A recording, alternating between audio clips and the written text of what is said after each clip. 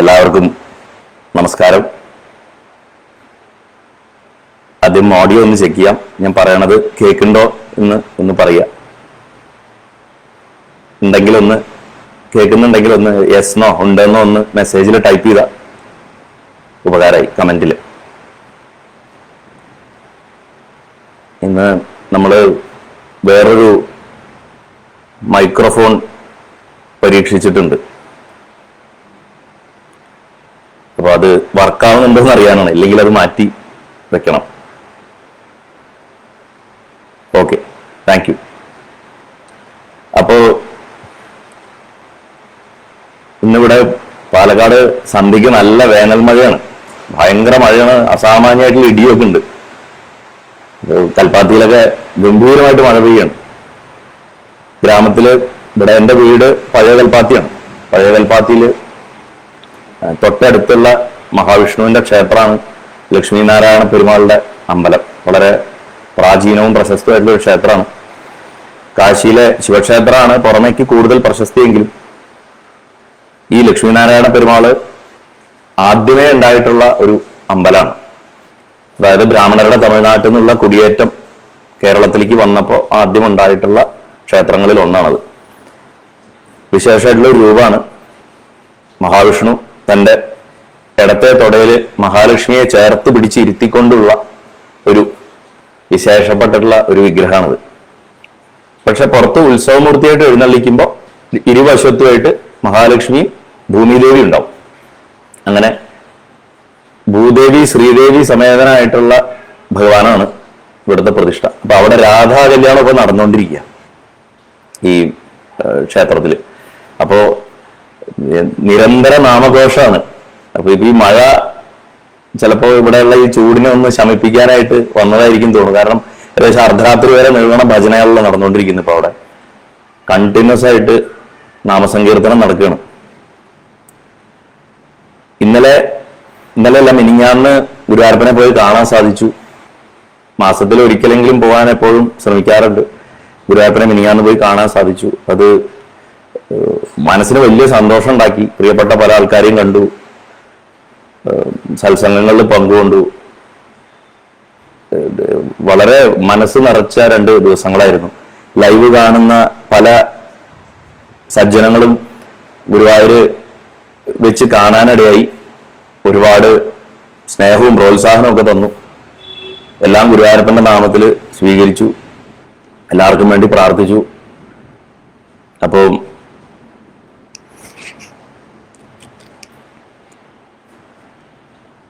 Mic പ്രശ്നമുണ്ടോ?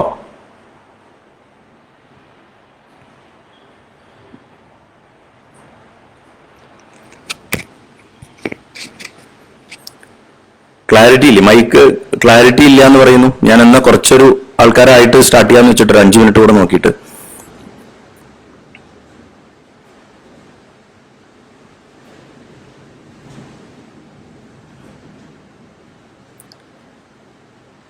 Okay, അത് ഓരോരുത്തർക്ക് അവരവരുടെ സിഗ്നലിന്റെ പ്രശ്നങ്ങൾ ഉണ്ടാവും. അപ്പോ നമുക്ക് എല്ലാവർക്കും എന്താ പറയാ കൃത്യമായിട്ട് കിട്ടണം എന്നില്ല. അത് അവരവരുടെ സിഗ്നലിന്റെ പ്രശ്നമാണ്. അപ്പോ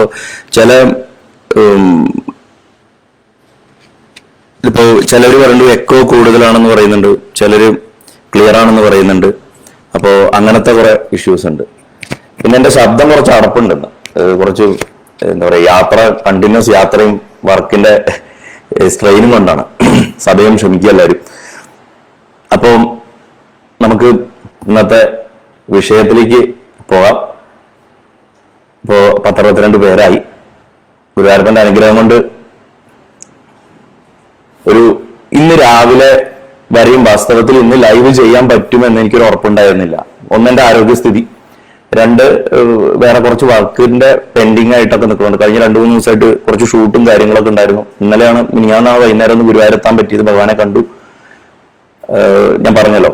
അപ്പൊ ഇന്ന് രാവിലെ ഈ എന്താ പറയാ എന്നുള്ളൊരു ധാരണയൊന്നും ഇല്ലാതെയാണ് ഞാൻ നമ്മുടെ ഈ പേജ് മെയിൻറ്റെയിൻ ചെയ്യുന്ന നമ്മുടെ ഒരു സുഹൃത്തിന്റെ അടുത്ത് ഒരു പോസ്റ്റ് ഇട്ടോളാൻ പറഞ്ഞു. 7 മണിക്ക് ലൈവ് ആണ്. പക്ഷെ എന്റെ മനസ്സിൽ ഭഗവാൻ അപ്പോഴും എന്താ പറയേണ്ടതെന്നൊരു ധാരണ വന്നിട്ടുണ്ടായിരുന്നില്ല. ഏകദേശം വൈകുന്നേരം ആകാറായപ്പോഴാണ് ഗുരുവായൂരപ്പന്റെ ഉച്ചപൂജ അലങ്കാരത്തിന്റെ മഹിമ ഒന്ന് പറയാം, അത് എന്നാൽ ആവണവണ്ണം എനിക്ക് അറിയുന്ന കുറച്ച് കാര്യങ്ങൾ ഗുരുവായൂരപ്പനെ സ്നേഹിക്കണ നിങ്ങൾ ഓരോരുത്തർക്കുമായിട്ട് പങ്കുവെക്കാൻ അങ്ങനെ നിശ്ചയിക്കുന്നത്. അപ്പോ കൂട്ടത്തിൽ അതുമായിട്ട് വളരെ ബന്ധമുള്ള ഒരു മേൽശാന്തര കഥയും കൂടെ ഓർമ്മയുള്ളത്, അതും പറയാമെന്ന് വിചാരിച്ചു. അപ്പൊ ഇങ്ങനെ ഒരു ടോപ്പിക് ഉണ്ടാക്കി, ശ്രീ ഗുരുവായൂരപ്പന്റെ ഉച്ചപൂജ അലങ്കാര മഹിമയും ഒരു മേൽശാന്തി സ്മരണയും. ഗുരുവായൂരപ്പന്റെ ഉച്ചപൂജ ഇന്ന് നമുക്ക് എല്ലാവർക്കും വളരെ സുവിദിതമാണ്, എല്ലാവർക്കും നന്നായിട്ട് അറിയാം. കാരണം ഇന്ന് അതിന്റെ ഒരു ലൈവ് വിവരണം ഗുരുവായൂർ ക്ഷേത്രം ബ്രഹ്മശ്രീ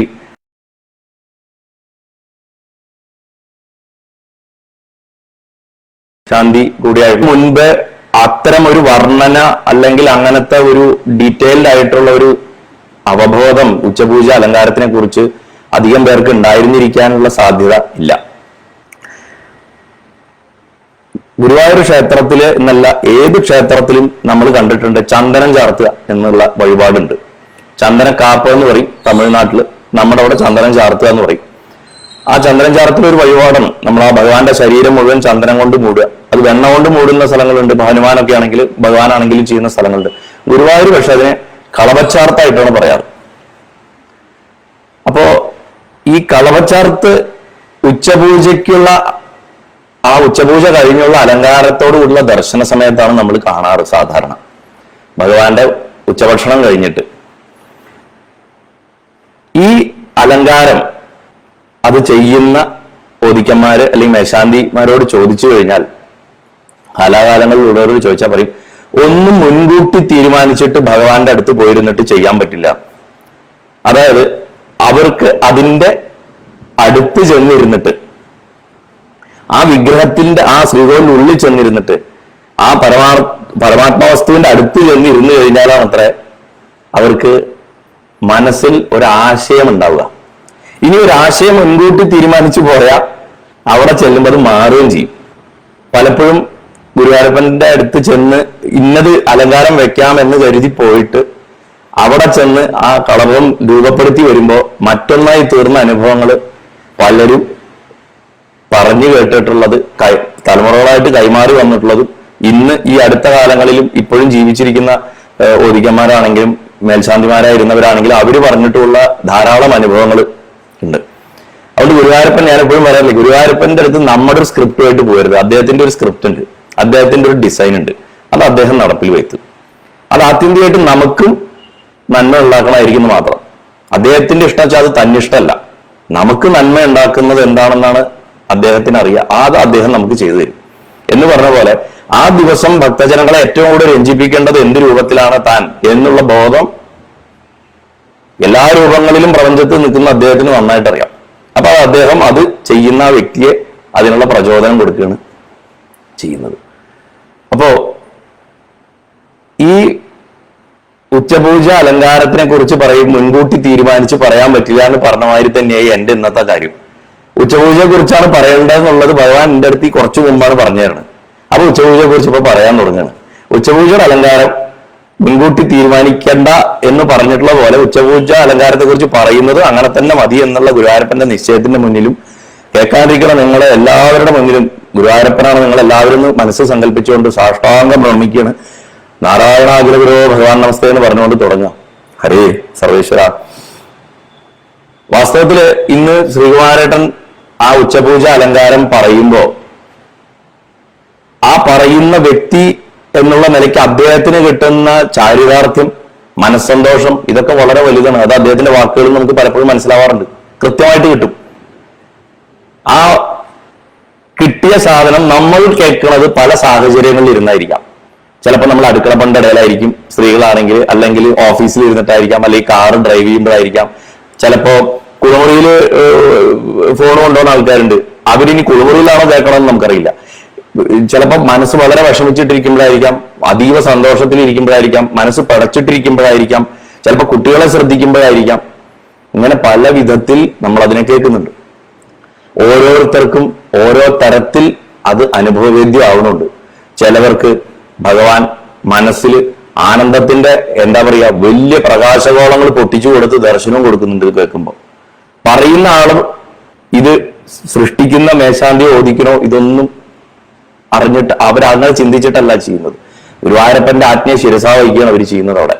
അവരതവിടെ സൃഷ്ടിക്കുന്നു, ഒരാൾ അതിനെ പറയുന്നു, റെക്കോർഡ് ചെയ്യുന്നു. ഇന്ന് മോഡേൺ ടെക്നോളജി ഒക്കെ ഉള്ളത് കൊണ്ട് ഇത് പുറമേക്ക് നമുക്ക് അറിയിക്കാനും മറ്റും ഉള്ള സൗകര്യങ്ങളുണ്ട്.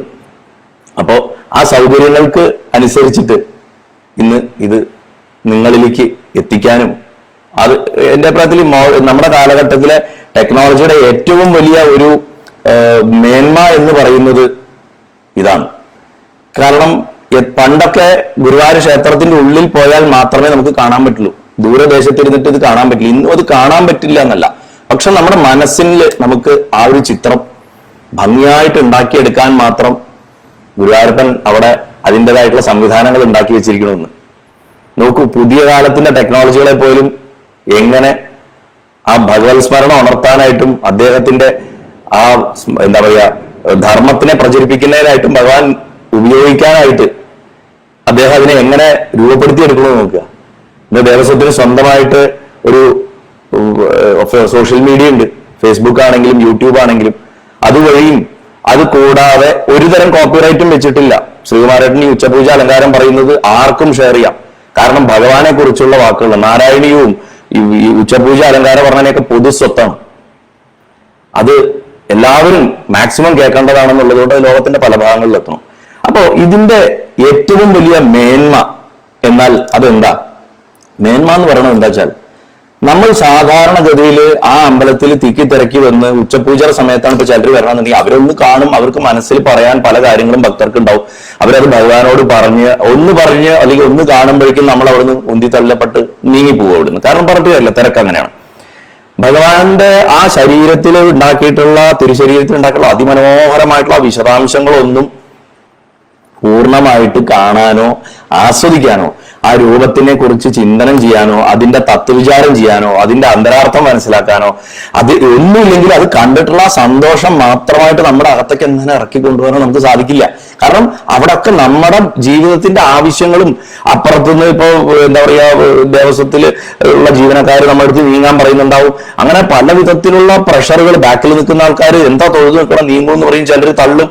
ഈ ബഹളത്തിന്റെ ഒക്കെ ഇടയിൽ അദ്ദേഹമാണ് നമ്മളെ അങ്ങോട്ട് അനുഗ്രഹിക്കുന്നത്. നമുക്ക് പലപ്പോഴും അകത്തറിയുന്നില്ല അദ്ദേഹം അനുഗ്രഹിച്ചു എന്ന് പോലും. പക്ഷെ അദ്ദേഹം എല്ലാവരും കാണുന്നുണ്ട്, നിശ്ചയമായിട്ടും കാണുന്നുണ്ട്. നിങ്ങൾ ഓരോരുത്തരും മനസ്സിൽ വിചാരിക്കുന്ന ഓരോ കാര്യവും അദ്ദേഹം അറിയുന്നുണ്ട്. അദ്ദേഹത്തിന് അറിയാത്തതായിട്ട് യാതൊന്നുമില്ല. അങ്ങനെയുള്ള അനുഭവമുള്ള എത്രയോ പേരും നമ്മളിപ്പോ കേട്ടോണ്ടിരിക്കുന്നവരുടെ ഇടയിലുണ്ടാവും. ഒരു നിമിഷാർദ്ധം കണ്ടുപോയവര്, കാണാനേ പറ്റാതെ പോയവരും അദ്ദേഹം കാണുന്നുണ്ടെന്നുള്ള ബോധ്യം എപ്പോഴും ഉണ്ടാവുക.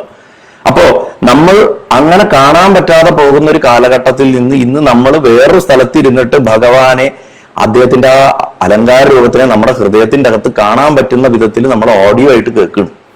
ആ ഓഡിയോ ആയിട്ട് കേൾക്കുമ്പോൾ എന്താ സംഭവിക്കണം?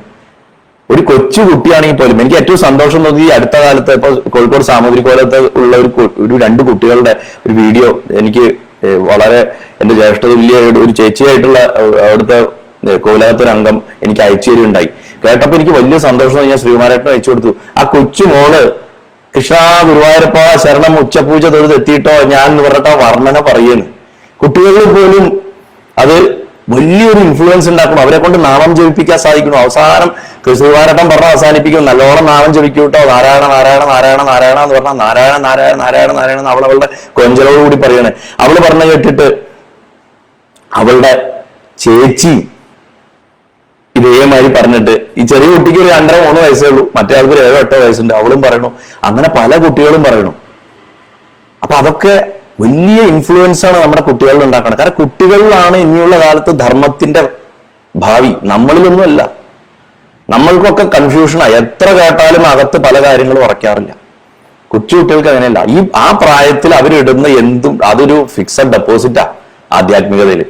അല്ലാണ്ട് ലോകത്തിലുള്ള സകല പാപങ്ങളും ചെയ്യാവുന്ന എന്തൊക്കെ ദ്രോഹങ്ങൾ ആൾക്കാരോട് ചെയ്തിട്ട് 60 വയസ്സ് കഴിഞ്ഞിട്ട് മാത്രം ഭാഗവതോ രാമായണോ വിഷ്ണുദാസരാമോ എടുത്ത് വായിച്ചിട്ട് കാര്യമില്ല. എത്ര നേരത്തെ തുടങ്ങാൻ പറ്റുമോ അത്ര നേരത്തെ തുടങ്ങുക. അങ്ങനെ തുടങ്ങിയാൽ അതിന്റെ ഗുണം ഉണ്ടാവും. അങ്ങനെയാണെങ്കിൽ ഈ ചക്രത്തുനിന്ന് ഇതോടുകൂടി അവസാനിപ്പിച്ചിട്ട് ആ പാദത്തിലേക്ക് ചെല്ലാം, അല്ലെങ്കിൽ വീണ്ടും കിടന്ന് കറങ്ങാം. ഞാൻ അന്ന് പറഞ്ഞത് 84 ലക്ഷം ഗർഭപാത്രങ്ങളുടെ പടികളിൽ കൂടെ പലതരം ജീവജാലങ്ങളായിട്ട് കിടന്ന് ഓടി ഓടി കളിച്ചിട്ട് വീണ്ടും കഷ്ടപ്പെട്ട് മനുഷ്യത്വത്തിലേക്ക് വരേണ്ടി വന്നേക്കും ചെയ്യാം. അപ്പോ ഓഡിയോ ആയിട്ട് ഇത് കേൾക്കുമ്പോ നമ്മുടെ ഭാവന വർദ്ധിക്കുന്നുണ്ട്. വായന ഒന്നാമത് കുറവാണ് അന്നത്തെ കാലത്ത്. ആൾക്കാർക്ക് വായിക്കലില്ല. ഫേസ്ബുക്കാണ് വായന, അതും പകുതിയും ചവറാണ്. അല്ലെങ്കിൽ ഇൻസ്റ്റാഗ്രാം നോക്കും, അല്ലെങ്കിൽ ഈ യൂട്യൂബിൽ കൂടെ കേൾക്കുകയാണ് ചെയ്യുക. വായന ഇല്ല, പുസ്തക വായന ഇല്ല. അപ്പൊ കേൾവിയുടെ മാർഗത്തിൽ കൂടെ നമ്മൾ ഇന്ന് അലങ്കാര വർണ്ണന ദിവസവും കിട്ടണം നമുക്ക്.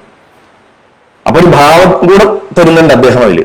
അദ്ദേഹത്തിന്റെ ഒരു സന്തോഷം നമ്മളിലേക്ക് സംക്രമിപ്പിക്കുന്നുണ്ട് അത് പറയുമ്പോൾ. അപ്പൊ അത് കേൾക്കുമ്പോൾ നമ്മുടെ മനസ്സിൽ ആ പാതാതി കേശം അല്ലെങ്കിൽ കേശാദിപാതായിട്ട് ഭഗവാന്റെ അന്നത്തെ ദിവസത്തെ രൂപം നമ്മുടെ മനസ്സിൽ മിനിറ്റുകൾ കൊണ്ടാണ് കിട്ടണത്. നട തുറന്നു കഴിഞ്ഞാൽ സുകുമാരേട്ടൻ തൊഴുണ്ട് ഉടനെ തന്നെ പുറത്തു പോയിട്ട് അത് പറയുന്നുണ്ട്. ഇന്നലെ ഉച്ചപൂജ സമയത്ത് ഞാൻ അമ്പലത്തിന്റെ അകത്തുണ്ട്. ഞാൻ നട തുറക്കുമ്പോൾ ഞാൻ കണ്ടു ഭഗവാനെ. അപ്പൊ ഞാൻ ഭഗവാനെ കണ്ടു കഴിഞ്ഞിട്ട് പിന്നെ ഞാൻ കാണുന്നത് ശ്രീകുമാരേട്ടൻ സോപാനത്തിന്റെ അവിടെ നിന്ന് അകത്തേക്ക് നോക്കി നിന്നിട്ട് തൊഴണാണ്. അപ്പൊ ഞാൻ വിചാരിച്ചു ഭഗവാനെ അങ്ങേ നോക്കിയിട്ട് അദ്ദേഹം ബൈഹാർട്ട് പഠിക്കുന്നു. കാരണം ഒരംശം ഒരു വിശദാംശം പുറത്തു പോയിട്ട് പറയേണ്ടതുണ്ട്. അത് കേൾക്കാനായിട്ട് കോടാനുകോടി ആൾക്കാർ ഈ ഭൂഗോളത്തിന്റെ എല്ലാ ഭാഗത്തും ഇരിക്കുന്നുണ്ട്. അപ്പോ അദ്ദേഹത്തിന്റെ മനസ്സിൽ ഏറ്റവും ഈ ചെറിയ ഡീറ്റെയിൽസ് പോലും പതിപ്പിച്ച് കൊടുക്കുന്നുണ്ടാവുമല്ലോ അങ്ങ് എന്ന് ഞാനിങ്ങനെ അത്രയും ഭാഗ്യം ചെയ്ത ഒരു ദൗത്യമാണ് അദ്ദേഹം അവിടെ ചെയ്യണത്. അത് കേൾക്കുമ്പോ നമ്മുടെ മനസ്സിൽ ആ ഭഗവാന്റെ രൂപം തെളിയുന്നു. ആദ്യത്തെ ദിവസം കേട്ടു, തെളിഞ്ഞു. രണ്ടാമത്തെ ദിവസം കേട്ടു, അപ്പോഴും തെളിഞ്ഞു. മൂന്നാമത്തെ ദിവസം കേൾക്കുമ്പോഴേക്കും കുറച്ചുകൂടെ തെളിവായി. നാലാമത്തെ ദിവസം കേൾക്കുമ്പോൾ കുറച്ചുകൂടെ തെളിവായി. അങ്ങനെ തെളിവ് കൂടി കൂടി കൂടി കൂടി കൂടി കൂടി കൂടി വരും. ആ തെളിവ് കൂടി കൂടി, തെളിവ് എന്ന് പറഞ്ഞാൽ അതിന്റെ തെളിച്ചം, ഭഗവാന്റെ രൂപം തെളിച്ചം കൂടി കൂടി വരുമ്പോ എന്താ സംഭവിക്കണത്? ഒരു തരത്തിൽ ഭഗവാന്റെ ധ്യാനമാണ് നമ്മൾ ചെയ്യണത്. ഞാൻ നേരത്തെ പറഞ്ഞ എന്തൊക്കെയോ സാഹചര്യങ്ങൾ ഇരിക്കുമ്പോഴായിരിക്കും നമ്മൾ ഈ ഉച്ചപൂജ അലങ്കാരം കേൾക്കണത്. പക്ഷെ അത് കേൾക്കുമ്പോ നമ്മൾ ഭഗവാനെ ധ്യാനിക്കുന്നതിന് തുല്യമാണ്. ആ ധ്യാനിച്ചിട്ട് ആ അവസാനം ആ ഉച്ചപൂജ പറഞ്ഞ് അവസാനിപ്പിച്ച് നാരായണനാമം ചെല്ലുമ്പോൾ നമ്മുടെ കണ്ണിന്ന് ഒരു തുള്ളി കണ്ണുനീര് വരണ്ടെന്നുണ്ടെങ്കിൽ ഗുരുവായൂരപ്പ അദ്ദേഹം നമ്മുടെ അകത്ത് തെളിഞ്ഞു തന്നെ ഓർക്കണം. അദ്ദേഹം ആനന്ദ സ്വരൂപനാണ്. സച്ചിദാനന്ദ കട്ട എന്നാണ് ആനന്ദിരുവേനെ വിളിച്ചുകൊണ്ടിരുന്നത് അദ്ദേഹത്തിനെ. ആ സച്ചിദാനന്ദ കട്ട നമ്മുടെ അകത്ത് ഒന്ന് തൊട്ടു എന്ന് മനസ്സിലാക്കണം. അപ്പോ അത്രയ്ക്ക് സങ്കല്പശക്തി വളർത്തി തരുന്നുണ്ട്. ഭഗവാനെ സങ്കല്പശക്തിപ്രദൻ എന്ന് പറയും. അതായത് നമ്മുടെ മഹാദേവനെ ആണെങ്കിലും വിഷ്ണു ഭഗവാനെ ആണെങ്കിലും സങ്കല്പശക്തിപ്രദനാണ് അദ്ദേഹം എന്ന് ധാരാളമായിട്ട്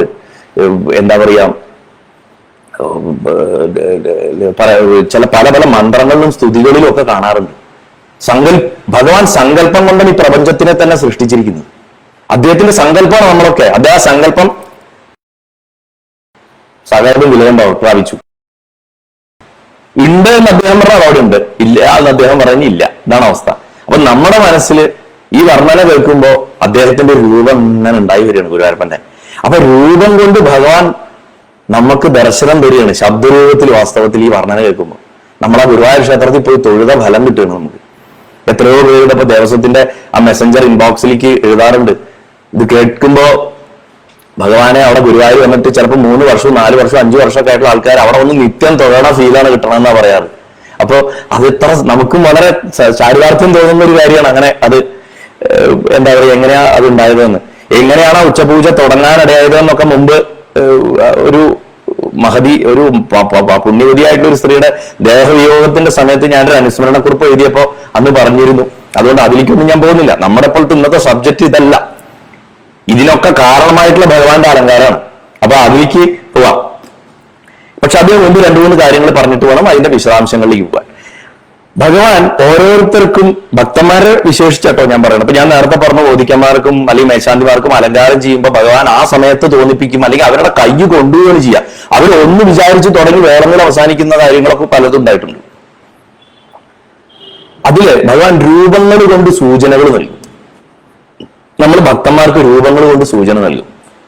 നമ്മൾ എന്തെങ്കിലും ഒരു കാര്യം മനസ്സിൽ വിചാരിച്ചിട്ട് ചെല്ലുന്ന സമയത്ത് ഉച്ചപൂജ കഴിഞ്ഞാൽ ചെല്ലണമെന്നുണ്ടെങ്കിൽ ഭഗവാന്റെ ആ അന്നത്തെ അലങ്കാരം കൊണ്ട് നമുക്ക് കൃത്യമായിട്ടുള്ള ചില മാർഗനിർദ്ദേശങ്ങൾ നമുക്ക് കിട്ടും. നമ്മൾ അതിനായിട്ട് തന്നെ നമ്മൾ പോയാൽ ഭഗവാന്റെ അന്നത്തെ രൂപത്തിൽ നിന്ന് ഒരു തത്വം നമുക്ക് കിട്ടും. അത് നമ്മൾ നമ്മുടെ മനസ്സിലുള്ള ഒരു പ്രശ്നത്തിന്റെ, ഒരു പ്രോബ്ലത്തിന്റെ ഉചിതമായ സൊല്യൂഷനും ആയിരിക്കും.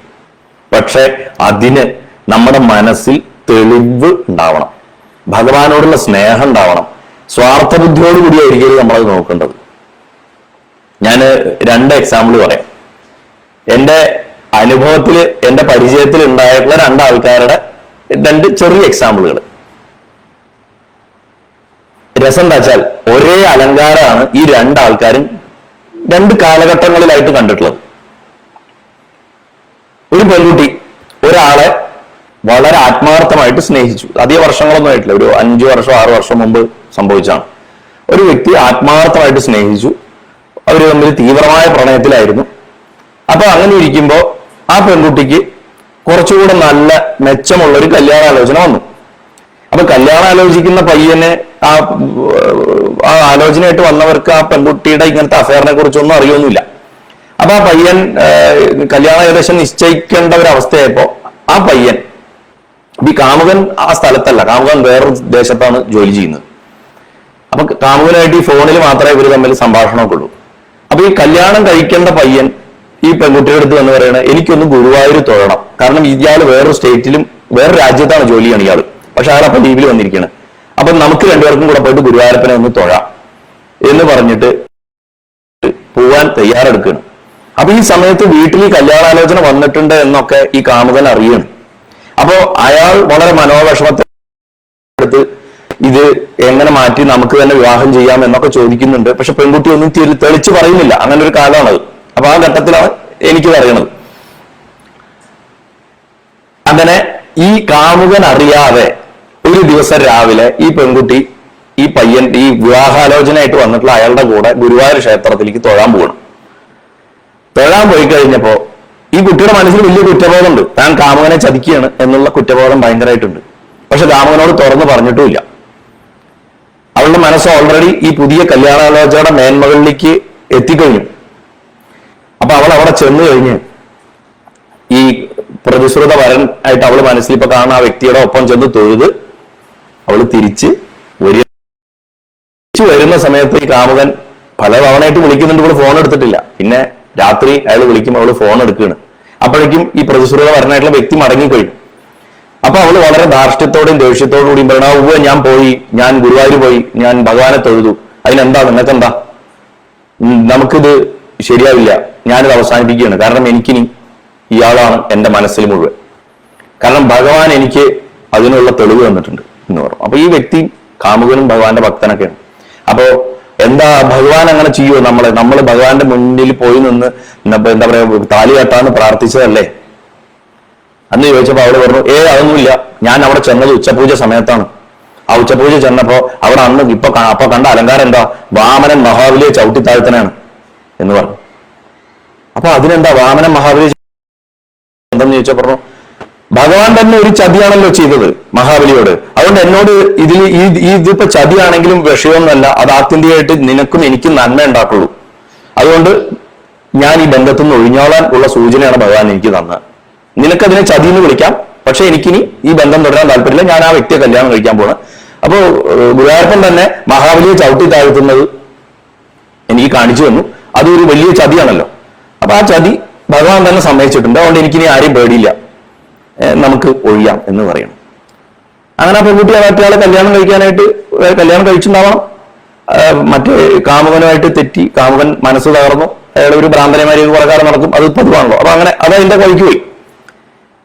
ഇത് വാമനാവതാരൻ അലങ്കാരം കണ്ടിട്ടുള്ള ഒരു പെൺകുട്ടി, ഒരു ശരാശരി വ്യക്തിയുടെ ഒരു നിർവചനം അല്ലെങ്കിൽ വിശദീകരണം, അവൾക്ക് ഭഗവാൻ കൊടുത്ത സന്ദേശമായിട്ട്. ഇത് ഞാൻ വേറെ ായിട്ടുള്ള ഒരാള്, അയാൾക്ക് പല കാര്യങ്ങളും സമാധാനമില്ല, പക്ഷെ അയാൾ ഭക്തനാണ്, അയാൾ മഹാഭക്തനാണ്. അയാൾ ഗുരുവായൂർ ക്ഷേത്രത്തിൽ വന്നിട്ട് പല കാര്യങ്ങൾ ചെയ്യും. പല കാര്യങ്ങളെന്ന് പറഞ്ഞു കഴിഞ്ഞാൽ നമുക്കൊന്നും സങ്കല്പിക്കാൻ പറ്റാത്ത രീതിയിലുള്ള ദാനധർമാദികൾ അദ്ദേഹം ചെയ്യും. പക്ഷെ അയാള് ഒരു കോടീശ്വരനാണെന്നുള്ളത് കൊണ്ട് ആൾക്കാർക്ക് അയാളെ ദേഷ്യം. നമ്മുടെ നാട്ടിൽ അങ്ങനെയാണല്ലോ, ഭക്തനാവണമെങ്കിൽ അവൻ ദരിദ്രനാവണം എന്ന് ആരോ പറഞ്ഞു വെച്ചിട്ടുള്ള മര്യാദ. വാസ്തവത്തിൽ ലോകത്തിൽ ഏറ്റവും വലിയ വിട്ടിച്ചത് പറഞ്ഞിട്ടില്ല. ഭക്തനാവണമെങ്കിൽ ദരിദ്രനാവണം എന്ന് എവിടെയും പറഞ്ഞിട്ടില്ല. ഭക്തൻ ആരുമാകാം, ദരിദ്രനാവാം, കുചേലനാവാം, കുബേരനാവാം, രണ്ടുപേരും ഭക്തന്മാരാണ് അല്ലെ പുരാണത്തിൽ തന്നെ. അപ്പോ കുചേലത്വം നിർബന്ധമല്ല ഭക്തനാവണ ക്വാളിഫിക്കേഷൻ. അപ്പൊ ഇദ്ദേഹം ഗുരുവായൂർ ക്ഷേത്രത്തിൽ വന്നു കഴിഞ്ഞാൽ അദ്ദേഹത്തിന് ഒരുപാട് ആൾക്കാർ സ്വീകരിക്കാനൊക്കെ വരും. ഞാൻ അദ്ദേഹത്തിനെ ശ്രദ്ധിച്ചിട്ടുണ്ട്. ഭഗവാന്റെ മുന്നിൽ വരുമ്പോ അദ്ദേഹത്തിന്റെ മുതുക് വളയും.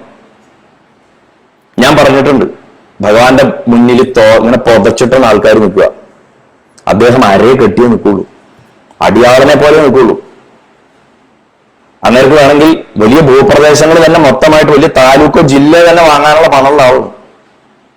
പക്ഷെ അദ്ദേഹം ഭഗവാന്റെ അടിയാളെ നിൽക്കുകയെന്ന് മാത്രമല്ല, ആ ശ്രീകോവിലിന്റെ മുന്നിൽ എത്തിക്കഴിഞ്ഞാൽ അദ്ദേഹത്തിന്റെ ദേഹം വെട്ടി വേർക്കുകയും വിറക്കുകയും വരെ ചെയ്യണം ഞാൻ ശ്രദ്ധിച്ചിട്ടുണ്ട്.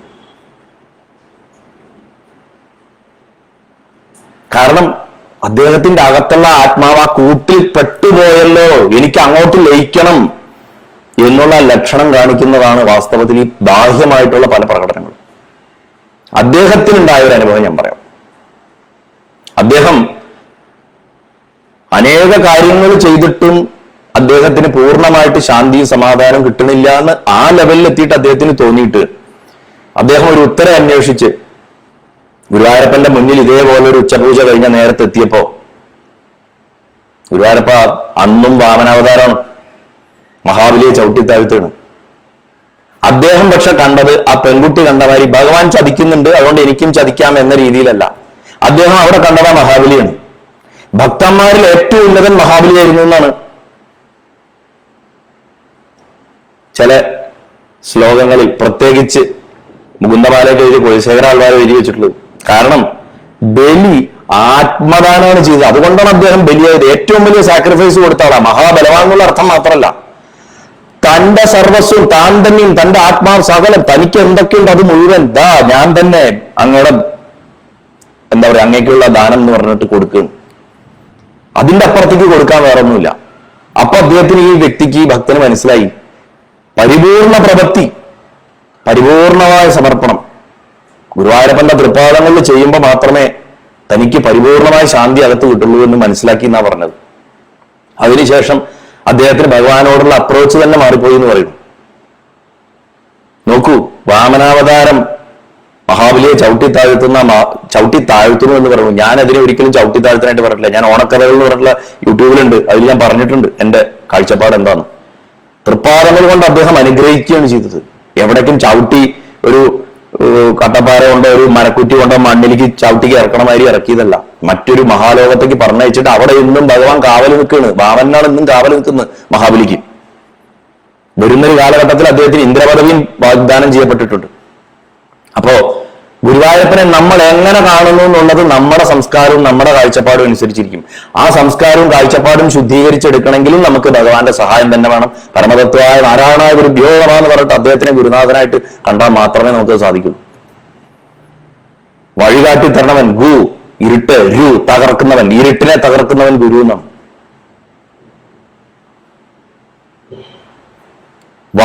വായുവത്വം കൊണ്ട് നമ്മൾ സങ്കല്പിക്കേണ്ടത് നമ്മുടെ മനസ്സിനെയാണ്. ശ്വാസഗതി തന്നെയാണ് മനസ്സിന്റെ ഏറ്റവും വലിയ ലക്ഷണം. സന്തോഷം വരുമ്പോഴും ടെൻഷൻ വരുമ്പോഴും ശ്വാസഗതി കയറും ഇറങ്ങും ചെയ്യണം. ശാന്തമായിരിക്കുമ്പോൾ സമമായിരിക്കണം. മനസ്സിന്റെ അടക്കത്തിനും ഇളക്കി മറിച്ചിലനുസരിച്ചിട്ട് ശ്വാസഗതി മാറി മറിഞ്ഞിരിക്കണം. അങ്ങനെയുള്ള വായുവിനെ ഗുരുവായിട്ടിരുന്നിട്ട് അടക്കുന്നവൻ അവനാണ് ഗുരുവായൂരപ്പൻ. അത് നമ്മൾ മനസ്സിലാക്കണം ഭഗവാന്റെ രൂപങ്ങൾ കാണുമ്പോൾ. ചില വ്യക്തികൾ ഭഗവാന്റെ ഉച്ചപൂജ അലങ്കാരം മുൻകൂട്ടി കാണാൻ കഴിയുന്നവരുണ്ട്. എന്റെ പരിചയത്തിൽ 4 ആൾക്കാരോളുണ്ട്. അതിലൊരാൾ ഈ അടുത്ത് ഇപ്പൊ ലൈവ് ഞാൻ പറഞ്ഞു തുടങ്ങിയതിന് ശേഷമാണ് എന്നെ പരിചയപ്പെടുത്തിയിട്ടുള്ളത്. മോക്ഷം കാണാൻ കൊടുത്തതെന്ന് എഴുതിയിട്ടുണ്ട് ഒരു അമ്മ, മഞ്ജുള വിശ്വനാഥൻ.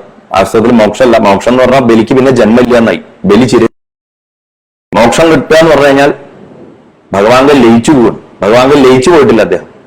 ഭഗവാനെ ഭജിച്ചുകൊണ്ട് ഇന്നും സുതലത്തിൽ ജീവിക്കണമെന്ന് തന്നെയാണ് സങ്കല്പം എന്നല്ല, അതാണ് സത്യം. അതിന് ഗുരുവായൂർ ക്ഷേത്രത്തിൽ തന്നെ ചില തെളിവുകൾ ഇരിക്കുന്നുണ്ട്. അത് മറ്റൊരു അവസരത്തിൽ പറയാം. അപ്പൊ സ്വപ്നത്തിൽ അല്ലെങ്കിൽ മനസ്സിന്റെ അകത്ത് ഇന്നത്തെ അന്ന് രാവിലെ അല്ലെങ്കിൽ തലേ ദിവസം ഗുരുവായൂരപ്പന്റെ അലങ്കാരം എന്തായിരിക്കും എന്ന് പറയാൻ കഴിവുള്ള വ്യക്തികൾ ഗുരുവായൂർ ലോകത്തിന്റെ പല ഭാഗത്തുണ്ട്. ഇന്നും മൂന്ന് പേരെ എനിക്ക് മുന്നേ അറിയാം. ഒരു വ്യക്തിയെ ഞാൻ ഈ അടുത്ത കാലത്താണ് പരിചയപ്പെട്ടത്, ഞാൻ കണ്ടിട്ടില്ല അവരെ. അപ്പൊ അങ്ങനെ ഉള്ള കഴിവുള്ള വ്യക്തികൾ ധാരാളമായിട്ട് ഉണ്ട്. അതെന്തുകൊണ്ടാണ് ഭഗവാൻ അങ്ങനെ മുൻകൂട്ടി കാണിച്ചു കൊടുക്കുന്നതെന്ന് വെച്ച് കഴിഞ്ഞാൽ, ഭഗവാന്റെ മനസ്സുമായിട്ട് ബന്ധം വന്നാൽ ആ മനസ്സിലുള്ള ആശയം ആ ഭഗവാന്റെ അടുത്തിരുന്ന് അലങ്കാരം ചെയ്യുന്ന ഓദിക്കനും മേൽശാന്തിക്കും എങ്ങനെയാണോ ഉള്ളിൽ അറിയുന്നത്, അതേപോലെ തന്നെ ഭഗവാന്റെ മനസ്സുമായിട്ട് ആ കണക്ഷനുള്ള വ്യക്തിയുടെ മനസ്സിലും തെളിയും. യോഗി അല്ലെങ്കിൽ സിദ്ധൻ അറിയുന്നത് ശിവൻ അറിയുന്നു എന്ന് പറയുന്ന പോലെ ശിവൻ അറിയുന്നത് യോഗി അല്ലെങ്കിൽ സിദ്ധൻ അറിയുന്നു എന്ന് പറയാറുണ്ട് സിദ്ധന്മാരുടെ പരമ്പരയില്. ഗുരുവായൂരപ്പന്റെ ഭക്തനാണെങ്കിലും സുബ്രഹ്മണ്യ സ്വാമിയുടെ ഭക്തനാണെങ്കിലും ഗണപതിയുടെ ഭക്തനാണെങ്കിലും സാക്ഷാൽ മഹാദേവിയായിട്ടുള്ള അമ്മയുടെ ഭക്തനാണെങ്കിലും ആരാണെങ്കിലും ഭക്തനോ ഭക്തി ആരാണെങ്കിലും ആ മനസ്സുമായിട്ട് നമ്മുടെ മനസ്സിന് കണക്ഷൻ വന്നാൽ അവര് ചിന്തിക്കുന്നത് നമ്മളറിയും, ഈശ്വരൻ ചിന്തിക്കുന്നത് നമ്മളറിയും. അതുകൊണ്ടാണ് മനസ്സും തമ്മിൽ വ്യത്യാസം.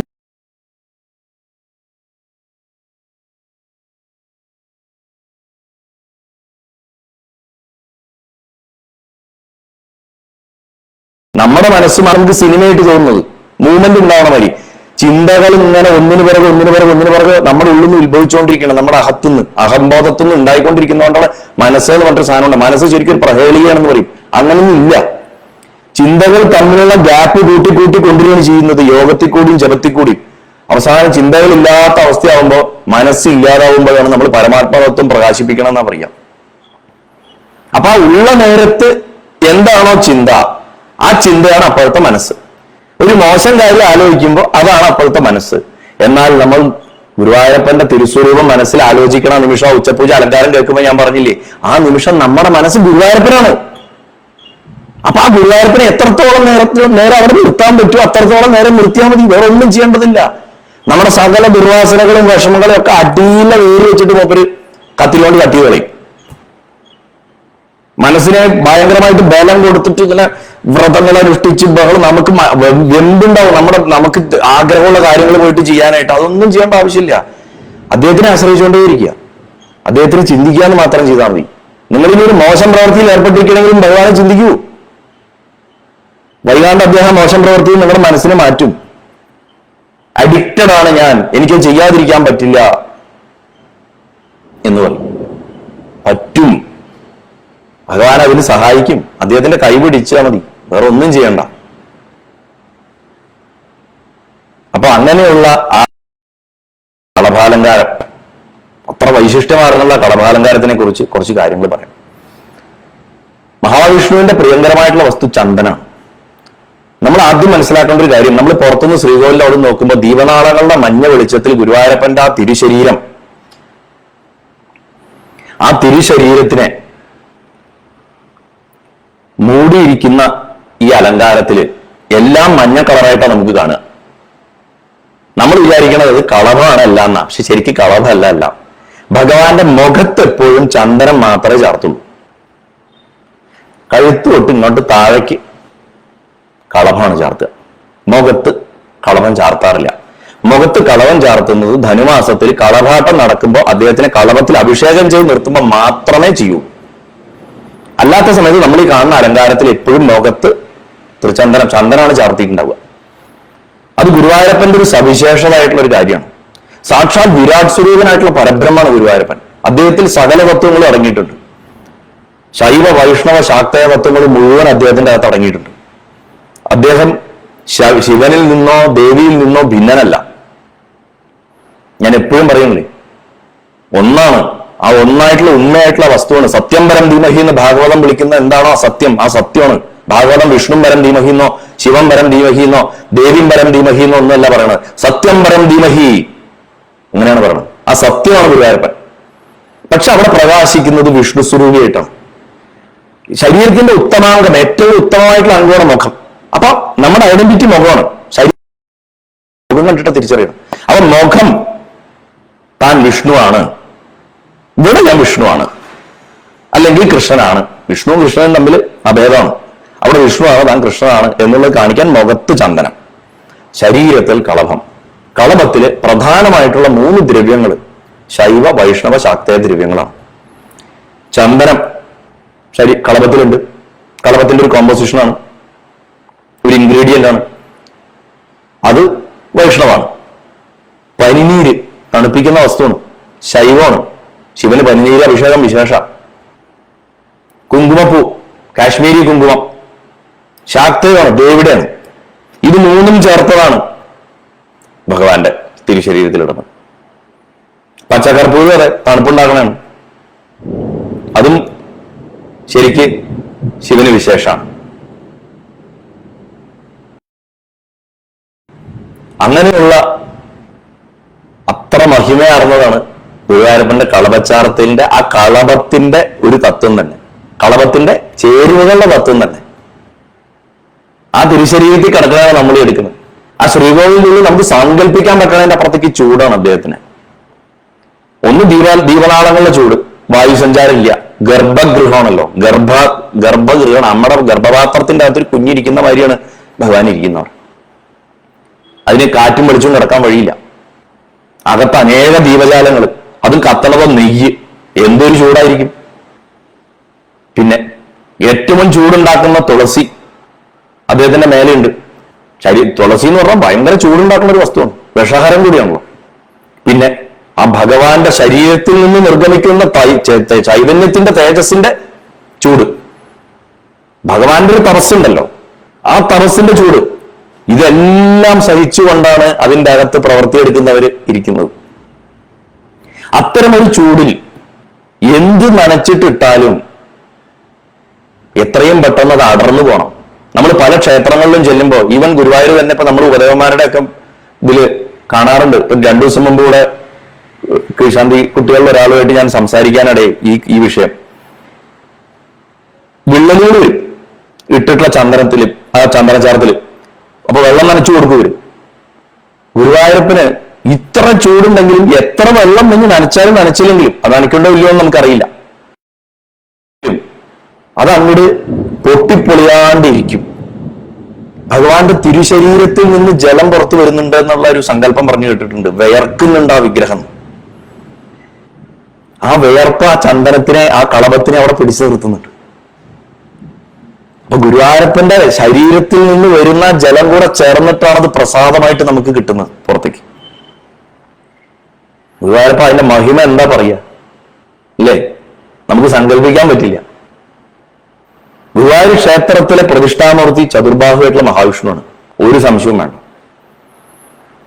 പാതാളാഞ്ചനത്തിൽ ഉണ്ടാക്കിയിട്ടുള്ള ഈ വിഗ്രഹത്തിന്റെ കഥകളൊക്കെ നമുക്കറിയാം.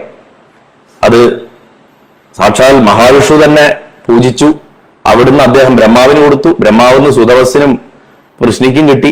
കൃഷ്ണയുടെ നിന്ന് അവരുടെ കാലത്തിന് ശേഷം അവർ പുനർജനിച്ചപ്പോ കശ്യപ പ്രജാപതിക്ക് അതിഥിക്കും കിട്ടി. അവർ വീണ്ടും പുനർജനിച്ചപ്പോ വസുദേവനും ദേവയ്ക്കും കിട്ടി. അങ്ങനെ 3 ജന്മങ്ങളിലും പുത്രനെ 3 പ്രാവശ്യം ചോദിച്ചപ്പോ ഞങ്ങൾക്ക് പുത്രനുണ്ടാവണം, അങ്ങേപോലെ പുത്രനുണ്ടാവണം, ഈ വിഷ്ണുവിന് തുല്യം പുത്രനുണ്ടാവണം എന്ന് പ്രാർത്ഥിച്ചപ്പോ 3 പ്രാവശ്യം പറഞ്ഞുകൊണ്ട് 3 ജന്മങ്ങളിലും അദ്ദേഹത്തിനെ പോലെ വേറൊരാളെ കാണാൻ കിട്ടാത്തതുകൊണ്ട് അദ്ദേഹം തന്നെ ജനിച്ചാണ്. അപ്പൊ ആ സമയത്ത് ആ കാലങ്ങളിലൊക്കെ ഭഗവാനെ ആരാധിക്കാനായിട്ട് ഭഗവാൻ തന്നെ കൊടുത്തിട്ടുള്ളതാണ് ആ വിഗ്രഹം. അപ്പൊ പുത്രദായകത്വമുള്ള ഒരു വിഗ്രഹമാണ്, പുത്രന്റെ രൂപത്തിലുള്ള വിഗ്രഹമാണ്. ഗുരുവായൂർ ഇരിക്കുന്ന ആ രൂപത്തിൽ തന്നെ ആയിരിക്കണം.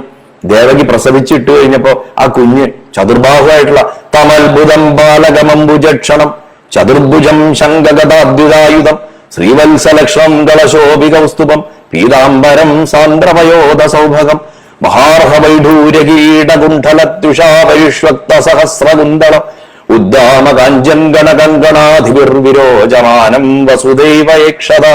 വസുദേവർ കണ്ട രൂപത്തിനാണ് പറഞ്ഞത്, ആ രൂപമാണ് ഗുരുവായൂരിക്കുന്നത്. ചതുർബാഹുവായിട്ടുള്ള ബാലനാരായണനാണ് അവിടെ ഇരിക്കുന്നത്. അപ്പൊ രൂപമാണ്. അവിടെയുള്ള സകല പൂജയും വിഷ്ണുവരായിട്ടാണ് ചെയ്യുന്നത്. കൃഷ്ണന്റെ നിർദ്ദേശപ്രകാരം ഉദ്ധവൻ വീണ്ടെടുത്ത ആ വിഗ്രഹം, പ്രളയത്തിന് ശേഷം വീണ്ടെടുത്ത ആ വിഗ്രഹത്തിനെ ദേവഗുരുവായിട്ടുള്ള ബൃഹസ്പതിയും അതായത് ഗുരുവും വായുവും കൂടെ ഗുരുവായൂർ വന്നു ശിവൻ കാണിച്ചു കൊടുത്ത സ്ഥാനത്ത് ശിവന്റെ മേൽനോട്ടത്തിൽ പ്രതിഷ്ഠിച്ചു എന്നൊക്കെയാണല്ലോ ഗുരുവായൂരത്തെ ബിംബമഹാത്മ്യം വരണത്, പ്രതിഷ്ഠയുടെ മഹാത്മ്യം. പ്രതിഷ്ഠ ഇങ്ങനെ ആയിരിക്കുമ്പോ പ്രതിഷ്ഠ എന്ന് പറയുമ്പോ വിശേഷമാണ് ഗ്രഹിക്കേണ്ടത് വിഗ്രഹം എന്നാ, നമ്മൾ വിശേഷിച്ച് മനസ്സിലാക്കേണ്ടതെന്നാ. അതിനെ ബൊമ്മാന്ന് വിളിക്കരുത്, അതൊരു കല്ലല്ല. ബിംബത്തില് ജീവൻ വന്നു കഴിഞ്ഞാൽ, ഭഗവാന്റെ ചൈതന്യം വന്നാൽ പിന്നെ അത് വിഗ്രഹ. കാരണം അതിനെ വിശേഷമായിട്ട് മനസ്സിലാക്കാൻ പാടുള്ളൂ. അതുകൊണ്ട് അത് വിശേഷമാണ് ഗ്രഹിക്കേണ്ടതുകൊണ്ട് വിഗ്രഹം എന്നാണ്. അപ്പൊ പ്രതിഷ്ഠയ്ക്ക് ഇങ്ങനെ ആയിരിക്കേ, അതായത് ഇതൊരു വിഷ്ണു പ്രതിഷ്ഠ ആയിരിക്കേ, കോടാനുകോടി ഗുരുവായൂരപ്പ ഭക്തന്മാര്, ഗുരുവായൂരപ്പൻ എന്ന് പറഞ്ഞാൽ മഹാവിഷ്ണു അല്ല, ഉണ്ണിക്കണ്ണനാണ്. ശ്രീകൃഷ്ണ ക്ഷേത്രം എന്നാണ് കഴിഞ്ഞ ഒരു 1.5 നൂറ്റാണ്ടിന്റെ ഇപ്പുറത്തുള്ള എല്ലാ ഇതിലും കാണാം. വില്ലലോകന്റെ മലബാർ മേഖലയിൽ മാത്രമായിട്ടാണ് അത് വിഷ്ണു ക്ഷേത്രം എന്ന് കാണുന്നത്. ഈ 1.5 നൂറ്റാണ്ടിന്റെ കാലയളവിന്റെ ഇടയിൽ തോന്നും. അപ്പോ എങ്ങനെ ഈ ഒരു മിനിറ്റ് വിഷ്ണു ക്ഷേത്രമായിട്ട് ഇത് എങ്ങനെ മാറി കൃഷ്ണക്ഷേത്രമായിട്ട്? എല്ലാവർക്കും കേൾക്കുന്നില്ലേ? ഓക്കെ. വിഷ്ണു ക്ഷേത്രമായിട്ടുള്ളതിനെ കൃഷ്ണക്ഷേത്രമാക്കിയതിൽ ഏറ്റവും വലിയ പങ്ക് പൂന്താനത്തിനും കുറൂരമ്മയ്ക്കും. ഞാൻ മുമ്പ് പറഞ്ഞിട്ട്, ഭക്തൻ ഭഗവാനെ മാറ്റിക്കളഞ്ഞ ആ ഒരു രസം, ആ ഒരു വൈശേഷികത, ആ വൈശിഷ്ട്യം ഇവിടെയാണ് നടന്നിട്ടുള്ളത്. അകത്ത് നടക്കുന്ന മുഴുവൻ വിഷ്ണുവിനാണ് പൂജകൾ. തന്ത്രിയും മേശാന്തിയും ഓദിക്കന്മാരും ഒക്കെ മഹാവിഷ്ണുവായിട്ട് തന്നെയാണ് ഗുരുവായൂരപ്പനെ പൂജ കഴിക്കുന്നത്. ശ്രീകൃഷ്ണന് വേറെ മന്ത്രങ്ങളുണ്ട്. അത് ശേഷസമുച്ചയം എന്ന് പറഞ്ഞ ഗ്രന്ഥത്തിൽ വിശേഷമായിട്ട് പറഞ്ഞിട്ടുണ്ട്. തന്ത്രസമുച്ചയത്തിൽ വിഷ്ണുവിന്റെ കാര്യങ്ങളാണ് പറഞ്ഞത്. തന്ത്രസമുച്ചയത്തിൽ വിഷ്ണുവിന്റെ പൂജാദികൾ പ്രകാരമാണ് ഗുരുവായൂർ ക്ഷേത്രത്തിൽ പൂജകൾ നടക്കുന്നത്. അപ്പോ ഈ ഗുരുവായൂരപ്പന്റെയും ഗുരുവായൂർ ക്ഷേത്രത്തിന്റെയും മഹാത്മ്യങ്ങൾ പറയുന്ന അനേക കഥകളുണ്ടല്ലോ. ആ ഭഗവാൻ അങ്ങനെ പറയപ്പെടുന്ന, ഭഗവാനെ കുറിച്ച് പറയപ്പെടുന്ന ഐതിഹ്യ കഥകളിലൊക്കെയും ഒരു 99% നമ്മള് അമ്പാടിയിൽ കാണുന്ന ആ കുഞ്ഞു വാവയായിട്ടുള്ള അല്ലെങ്കിൽ കുസൃതിയായിട്ടുള്ള ആ ഉണ്ണിക്കണ്ണനെ തന്നെയാണ് കാണുന്നത്. വിഷ്ണുവായിട്ട് ഗുരുവായൂരപ്പന്റെ കഥകള്, ഐതിഹ്യ കഥകൾ വളരെ കുറവാണ്. കൊച്ചു കുട്ടികളോട് വലിയ ഇഷ്ടമായിട്ടുള്ള ഭഗവാനാണ്. ഈവൻ എന്താ പറയാ, അവിടെ അനാഥ കുട്ടികൾ പണ്ട് ഒരുപാടുണ്ടായിരുന്നു. അവരൊരു മോഷണം നടത്തി ക്ഷേത്രത്തില്, അവരെ പിടിച്ച് ശിക്ഷിച്ചപ്പോ ഭഗവാൻ അവരോടൊപ്പം ശിക്ഷ ഏറ്റെടുത്തു എന്ന് വരെ കഥയുണ്ട്. അങ്ങനെയൊക്കെയുള്ള സാക്ഷാൽ പരബ്രഹ്മം തന്നെയായിട്ടുള്ള ഗുരുവായൂരപ്പനാണ്. അതെന്ന് ആവർത്തിച്ച് പറയണം. മേൽപ്പത്തൂരിന്റെ അടുത്ത് വരെ പൂന്താനത്തിന്റെ സങ്കടം തീർക്കാൻ കൽപ്പിക്കണത് ആ ഉണ്ണിക്കണ്ണന്റെ രൂപത്തിൽ വന്നിട്ടാണ് ഗുരുവായൂരപ്പൻ. അപ്പൊ അകത്ത് നടക്കണ പൂജയൊക്കെ അദ്ദേഹം സ്വീകരിക്കുന്നത് വിഷ്ണുവായിട്ട് തന്നെയാണ്. പക്ഷെ ഭക്തന്റെ മുന്നിൽ അദ്ദേഹം പ്രകടമാവുന്നത് ഉണ്ണിക്കണ്ണനായിട്ടാണ്. അകത്തിരിക്കുന്നത് കറുത്ത പാതാളാഞ്ജലശിലല്ല, കറുത്ത അല്ല, ഒരു ഇളം നീല കളറോട് കൂടിയിട്ടുള്ള ഒരു വിശേഷമായിട്ടുള്ള ഒരു കല്ലാണ്. അതിനെക്കുറിച്ച് ഞാൻ മുമ്പൊരിക്കൽ പറഞ്ഞിട്ടുണ്ട് ഇസ്കോണിന്റെ ഒരു ലൈവില്. അങ്ങനെയുള്ള മഹാവിഷ്ണുവായിട്ടുള്ള ആ പരബ്രഹ്മം ഉച്ചപൂജയ്ക്ക് നമ്മൾ കാണുന്ന കളഭാലങ്കാരത്തിലൂടെയുള്ള ഉണ്ണിക്കണ്ണനായിട്ടാണ് നമ്മുടെ മുന്നിൽ പ്രത്യക്ഷപ്പെടുന്നത്. മേൽപ്പത്തൂരിന്റെ മുന്നിൽ മാത്രമല്ല, നമ്മുടെയൊക്കെ മുന്നിൽ അങ്ങനെയാണ് പ്രത്യക്ഷപ്പെടുന്നത്. അതുകൊണ്ട് ഭക്തന് പ്രകടമാവുന്ന രൂപത്തിന് ഒരു പ്രാധാന്യം ഉണ്ടല്ലോ. അതാണ് ഉച്ചപൂജ അലങ്കാരത്തിന്റെ ഏറ്റവും വലിയ പ്രാധാന്യം ഗുരുവായൂർ ക്ഷേത്രത്തിൽ. അപ്പോ ഇത്തരം ഐതിഹ്യങ്ങൾ കൊണ്ടാണോ, കഥകളിൽ കൂടെ ഭഗവാൻ ഉണ്ണിക്കണ്ണനായിട്ട് വന്നത് കൊണ്ടാണോ ഈ കൃഷ്ണസങ്കല്പം ഉണ്ടായത് എന്നുള്ളത് നമുക്ക് ചിന്തിക്കേണ്ടതുണ്ട്. ഈ കൃഷ്ണസങ്കല്പം ഇങ്ങനെ വരാനിടയാക്കിയതിൽ ഈ ഐതിഹ്യങ്ങളോടൊപ്പം തന്നെ ഈ ഉച്ചപൂജയുടെ അലങ്കാരത്തിനും ഒരു വലിയ പങ്കില്ലേ എന്ന് ചിന്തിക്കേണ്ടതുണ്ട്. നമ്മൾ ചരിത്രം നോക്കുകയാണെങ്കിൽ വിഷ്ണുവായിട്ടുള്ള ഗുരുവായൂരപ്പനെ എങ്ങനെ കൃഷ്ണനാക്കി എന്ന് ചിന്തിക്കുമ്പോൾ ആ കൃഷ്ണന്റെ രൂപത്തിന് പ്രാധാന്യം അവിടെ കൽപ്പിച്ചു കൊടുക്കാൻ ഇടയാക്കിയിട്ടുണ്ടെങ്കിൽ അതിന് ഈ ഉച്ചപൂജയും ഈ കഥകളിലൊപ്പം തന്നെ വലിയൊരു പങ്ക് വഹിച്ചിട്ടില്ലേ എന്ന് നമ്മൾ ചിന്തിക്കണം. കാരണം നമ്മൾ ഈ കേൾക്കണ കഥകളെക്കാട്ടിലും അല്ലെങ്കിൽ കേൾക്കണ തത്വങ്ങളെക്കാട്ടിലും ഒരു ശരാശരി ഭക്തൻ എന്താ പ്രധാനം? അവൻ കാണുന്ന കാര്യമാണ്. അവൻ അവിടെ കൃഷ്ണനായിട്ടാണ് കാണുന്നത്, അല്ലെങ്കിൽ അവൾ അവിടെ കൃഷ്ണനായിട്ടാണ് കാണുന്നത്. ഭഗവാൻ ഉറക്കെ വിളിച്ചു നിൽക്കണു, ഊഞ്ഞാലാട് ഉണ്ണിക്കണ്ണായിട്ട് വെണ്ണ കട്ട് തിന്നണു, വിരലിൽ കെട്ടിയിട്ടിരിക്കണു, ഇങ്ങനെ പല വിധത്തിലുള്ള രൂപങ്ങൾ.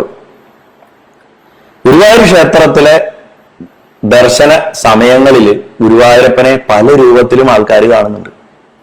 രാവിലെ വാകചാർത്ത് അഭിഷേകമൊക്കെ നടക്കണം, പന്തീരടി പൂജയ്ക്ക് നവകാടുമ്പോഴും ഗുരുവായൂരപ്പന്റെ ആ മൂല വിഗ്രഹത്തിനെ നമുക്ക് കാണാനൊരു അവസരമുണ്ട്.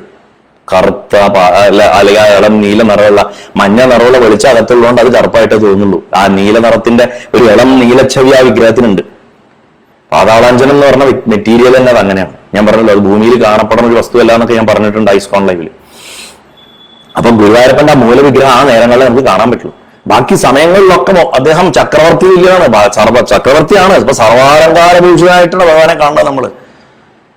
അതിൽ തന്നെ മെജോറിറ്റി ടൈം നമ്മൾ ഉണ്ണിക്കണ്ണനായിട്ട് അദ്ദേഹത്തിനെ കാണുന്നത്. അവതാര രൂപങ്ങളൊക്കെ വളരെ കുറവാ, മറ്റു രൂപങ്ങൾ. അപ്പൊ കൃഷ്ണസങ്കല്പം ഉറച്ചു എന്നുള്ളതിന് വേറെ ഒരു തെളിവ് ആവശ്യമില്ല, അല്ലേ? അപ്പൊ ഈ ഐതിഹ്യങ്ങളെ കൊണ്ടും അലങ്കാരങ്ങളെ കൊണ്ടുമാണ് ഗുരുവായൂരപ്പൻ ഉണ്ണിക്കണ്ണനായതെന്ന് ഏകദേശം നമുക്ക് അനുമാനിക്കാൻ പറ്റും. ഭക്തന്മാരുടെ മനസ്സിൽ ആ പ്രതിഷ്ഠാമൂർത്തിയെ കുറിച്ചുള്ള സങ്കല്പം വാർത്തെടുക്കണേല്, നമ്മുടെ മനസ്സിൽ ആ ധ്യാനരൂപം ഉറപ്പിക്കുന്നതില് ഏറ്റവും പ്രധാന സ്ഥാനം വഹിക്കുന്നത് ഈ അലങ്കാരമാണ്. ഗുരുവായൂരപ്പന്റെ കാര്യത്തിൽ നിസ്സംശയം പറയാം, ഉച്ചപൂജ അലങ്കാരമാണ് ഗുരുവായൂരപ്പനെ നമ്മൾ ധ്യാനിക്കുന്നതിൽ ഏറ്റവും സഹായിക്കുന്നതും നമ്മുടെ മനസ്സിൽ ഉറപ്പിച്ചു വരുന്നത്. പക്ഷെ അതേസമയം മഹാവിഷ്ണുവിന്റെ അവതാരമായിട്ടുള്ള നരസിംഹത്തിനെ ആ തപ്തസ്വർണ്ണ വർണ്ണ അല്ലെങ്കിൽ സ്തംഭയ കെട്ടേതോ എന്നൊക്കെ പറയുന്ന ആ രൂപത്തിൽ നമ്മൾ കാണുന്ന ആ രൂപത്തിനെ നമുക്ക് പലർക്കും അങ്ങോട്ട് അംഗീകരിക്കാൻ പറ്റില്ല. അപൂർവമായിട്ട് ഗുരുവായൂരപ്പനെ നരസിംഹമായിട്ട് അലങ്കരിക്കാറുണ്ട്, അപൂർവമാണ്. പക്ഷെ ഉണ്ണിക്കണ്ണനെ കണ്ട് ശീലിച്ചത് കൊണ്ട് മെജോറിറ്റി ആൾക്കാർക്കും ഭഗവാനെ അങ്ങോട്ട് നരസിംഹമായിട്ട് അങ്ങോട്ട് സങ്കല്പിക്കാൻ പറ്റില്ല. പക്ഷെ സത്യം ഗുരുവായൂരപ്പന്റെ ശാന്തതയുടെ ഒക്കെ അകത്ത് അതിരൗദ്രമായിട്ടുള്ള ഒരു ഭാവം അദ്ദേഹത്തിന് ഉണ്ടെന്നുള്ളത് നമ്മൾ മറക്കാതിരിക്കണം. അദ്ദേഹത്തിന്റെ കുസൃതിയും സ്നേഹവും ഒക്കെ നമ്മളോട് കാണിക്കുന്നതൊക്കെ ഇരിക്കെ തന്നെ അദ്ദേഹത്തിന്റെ അടുത്ത് എന്ത് ലൈസൻസും എടുത്തിട്ട് കളിക്കാന്ന് വിചാരിക്കാൻ പാടില്ല. മുരിങ്ങൂര് ശങ്കരൻ പോറ്റി കുചേല വൃത്തം കഥയില് ഏറ്റവും പ്രസിദ്ധമായിട്ടുള്ള കീർത്തനം ഉണ്ടല്ലോ, കഥകളിപ്പദം, അജിതാ ഹരേ ജയ മാധവ വിഷ്ണു എന്നുള്ളതിൽ അവസാനിപ്പിക്കണത് രുചിര കമല നയന എന്ന് വിളിച്ചിട്ട് മൃഹരേ എന്ന് പറഞ്ഞിട്ടാ. രുചിര കമല നയനൻ, അതിമനോഹരമായിട്ടുള്ള ഏറ്റവും എന്താ പറയാ ബ്യൂട്ടിഫുൾ ആയിട്ടുള്ള താമരക്കണ്ണുകളോട് കൂടിയവനെ നരസിംഹമനെ എന്ന് പറഞ്ഞിട്ടാണ് കുചേലനെ കൊണ്ട് പാടിച്ചിരിക്കുന്നത്. അപ്പൊ ഗുരുവായൂരപ്പന്റെ സ്വഭാവം ഇത് രണ്ടുമാണ് എന്ന ബോധ്യം നമുക്ക് വേണം. അതാണ് പരബ്രഹ്മത്തിന്റെ സ്വഭാവം. സ്രഷ്ടാവും രക്ഷകനും സംഹാരകനും കൂടിയാണ് ഭഗവാൻ എന്നാണ് പറയുന്നത്. അപ്പോ ബിംബാലങ്കാരം വരുത്തണ സങ്കല്പമാറ്റങ്ങളാണ്. അകത്തിരിക്കുന്ന മൂലബിംബത്തില് സാക്ഷാൽ പരബ്രഹ്മമായിട്ടുള്ള മഹാവിഷ്ണുവാണ്. അതിൽ ഈ പറയുന്ന നരസിംഹവും അടങ്ങിയിട്ടുണ്ട്, വരാഹവും പന്നിമുഖത്തോടുകൂടിയുള്ള വരാഹവും ഒക്കെ അടങ്ങിയിട്ടുണ്ട്. പക്ഷേ അലങ്കാരം നമ്മളെ അത് ഉണ്ണിക്കണ്ണനായിട്ട് കാണിച്ചു തരാൻ സമ്മതിക്കുന്നുള്ളൂ പലപ്പോഴും. വളരെ എളുപ്പമായിട്ടുള്ള കാര്യമൊന്നുമല്ല, ഇതൊരു കലയാണ്. ഒരു ഫോട്ടോഗ്രാഫി അല്ലെങ്കിൽ കഥകളിയുടെ ചുട്ടി മുഖത്തുണ്ടാക്കുന്ന, തെയ്യത്തിന്റെ ചുട്ടി വരയ്ക്കുന്നത്, അല്ലെങ്കിൽ കളമ്പാട്ടിൽ കളം വരയ്ക്കുന്നത്, അല്ലെങ്കിൽ ചോർച്ചിത്രം വരയ്ക്കുന്നത്, അല്ലെങ്കിൽ ഒരു നല്ല ഫോട്ടോ എടുക്കുന്നത്, ഇതൊക്കെ പോലെ ഒരു കലയാണ് ശരിക്ക് ഇതൊരു ദൈവീക കലയാണ്. അപ്പൊ ഭഗവാന്റെ അനുഗ്രഹം ഉണ്ടെങ്കിൽ മാത്രം ഒരു പൂർണ്ണത എന്ന് പറയുന്നില്ല, പക്ഷെ അതിനൊരു വലിയൊരു ഫലം അത് കാണുന്ന അനുവാചകനിൽ. ഇവിടെ അനുവാചകൻ ഭക്തൻ കൂടിയാണ്, ഭഗവാനെ സ്നേഹിക്കുന്ന ആൾക്കാരെ കാണുന്നത്. അപ്പൊ ഭഗവാനെ മോശമായിട്ട് കണ്ടു കഴിഞ്ഞാൽ, ഒരു ഭംഗിയില്ലാണ്ട് കണ്ടു കഴിഞ്ഞാൽ അവർക്ക് സഹിക്കില്ല. അപ്പൊ ആ ഒരു റെസ്പോൺസിബിലിറ്റി കൂടെ മനസ്സിലാക്കുന്ന ഒരു വ്യക്തിക്ക്, നല്ലൊരു കലാകാരൻ കൂടിയായിട്ട് ഒരു വ്യക്തിക്ക്, സർവോപരി മഹാഭക്തനായിട്ടും മനസ്സ് തുറന്നു വെച്ചിരിക്കുന്ന ഒരു വ്യക്തിക്ക് മാത്രമേ ഗംഭീരമായിട്ടും ഗുരുവായൂരപ്പനെ അലങ്കരിക്കാൻ പറ്റുള്ളൂ. അതിന് ഭാഗ്യം സിദ്ധിച്ചിട്ടുള്ള എത്രയോ പുണ്യജന്മങ്ങളാണ് ഗുരുവായൂർ ക്ഷേത്രത്തിൽ ഒതിക്കന്മാരായിട്ടും മേൽശാന്തിമാരായിട്ടും വന്നു പോയിട്ടുള്ള ആൾക്കാർ. എനിക്ക് ചിലപ്പോൾ തോന്നാറുണ്ട്, ഗുരുവായൂരപ്പനെ നന്നായി അലങ്കരിച്ചിരുന്ന ആൾക്കാർ തന്നെയാണ് വീണ്ടും വീണ്ടും അവിടെ അതേ കുടുംബങ്ങളിൽ ജനിച്ച് വീണ്ടും വീണ്ടും അലങ്കരിക്കണമെന്ന്.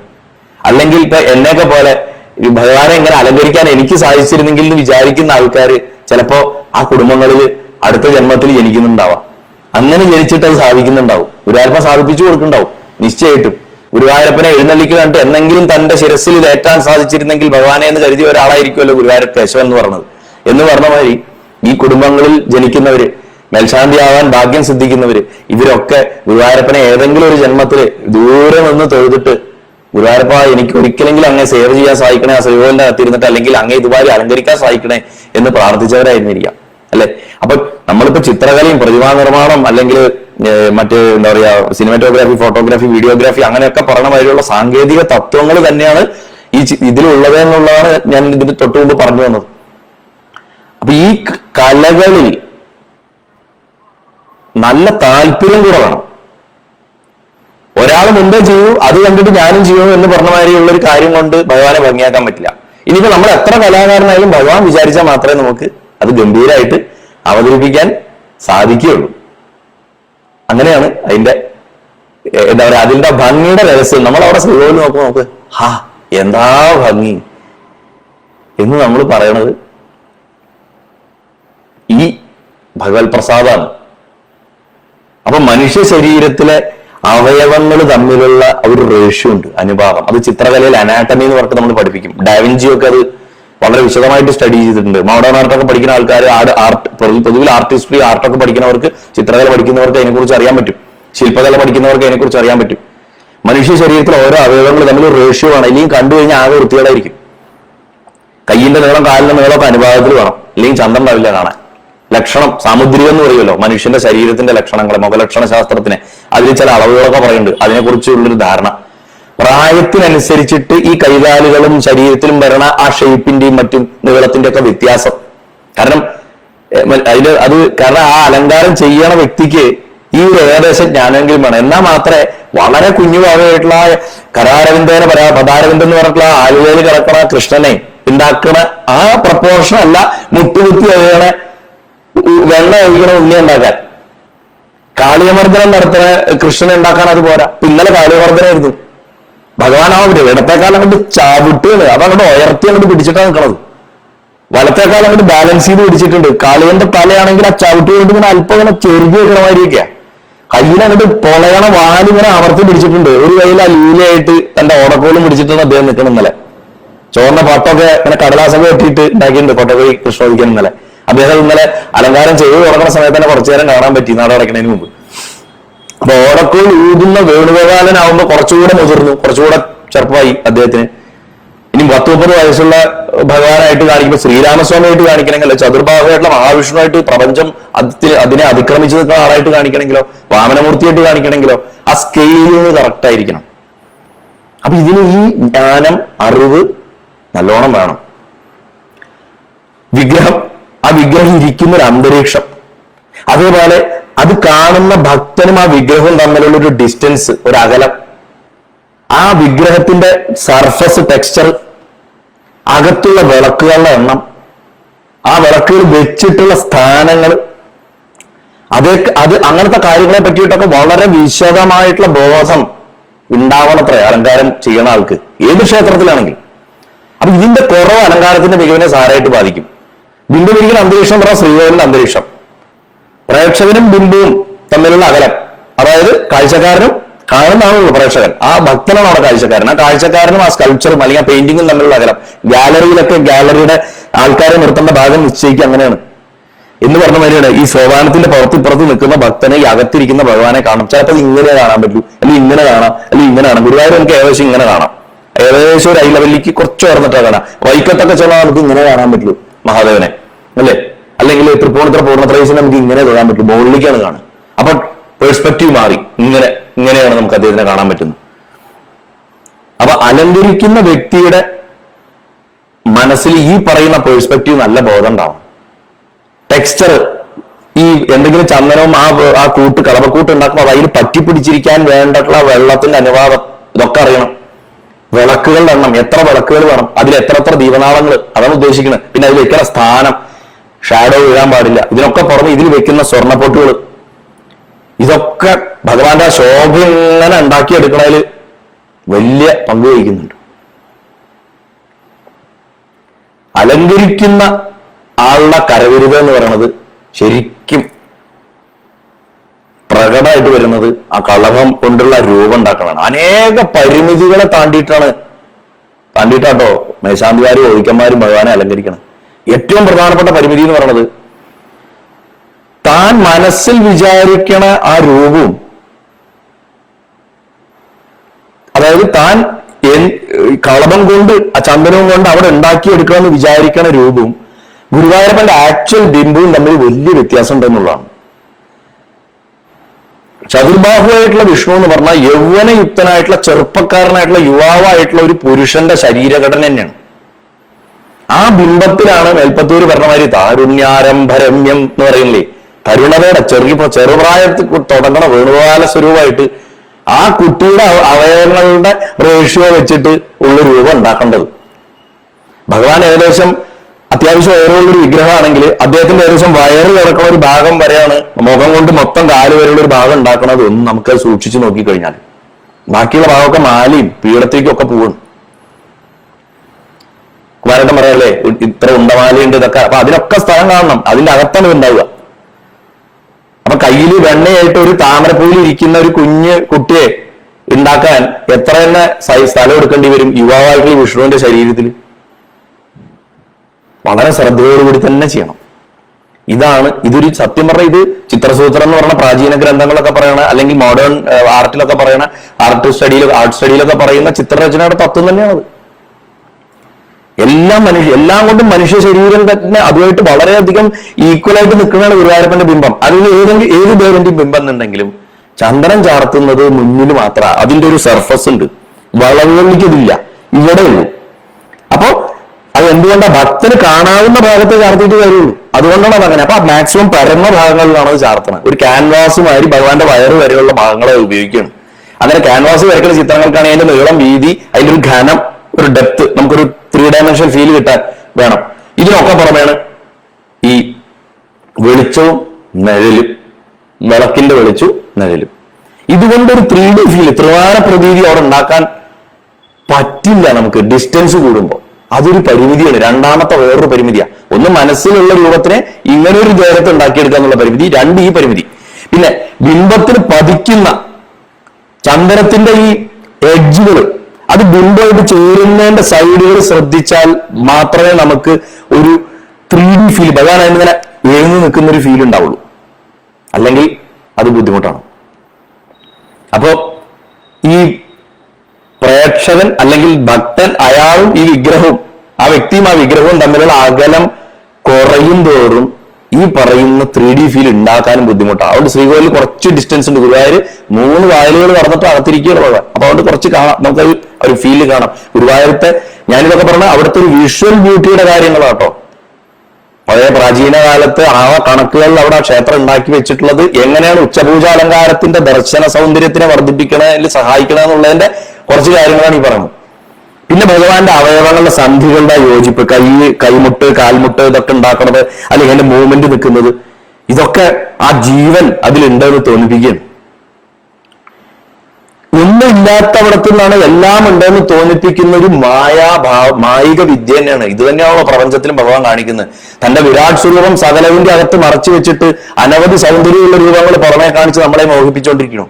പക്ഷെ വാസ്തവത്തിൽ അദ്ദേഹത്തിന്റെ യഥാർത്ഥ സ്വരൂപം അകത്താ. പുറമെ അദ്ദേഹം പലവിധ രൂപങ്ങൾ കാണിച്ച് നമ്മളെ സന്തോഷിപ്പിക്കുന്നു നമുക്ക് വേണ്ടിയിട്ട്. പക്ഷെ അകത്തിരിക്കുന്ന ഗുരുവായൂരപ്പൻ അതല്ല. ഇത് തന്നെയാണ് ഈ വിഗ്രഹത്തിലും നടക്കുന്നത്. അപ്പോ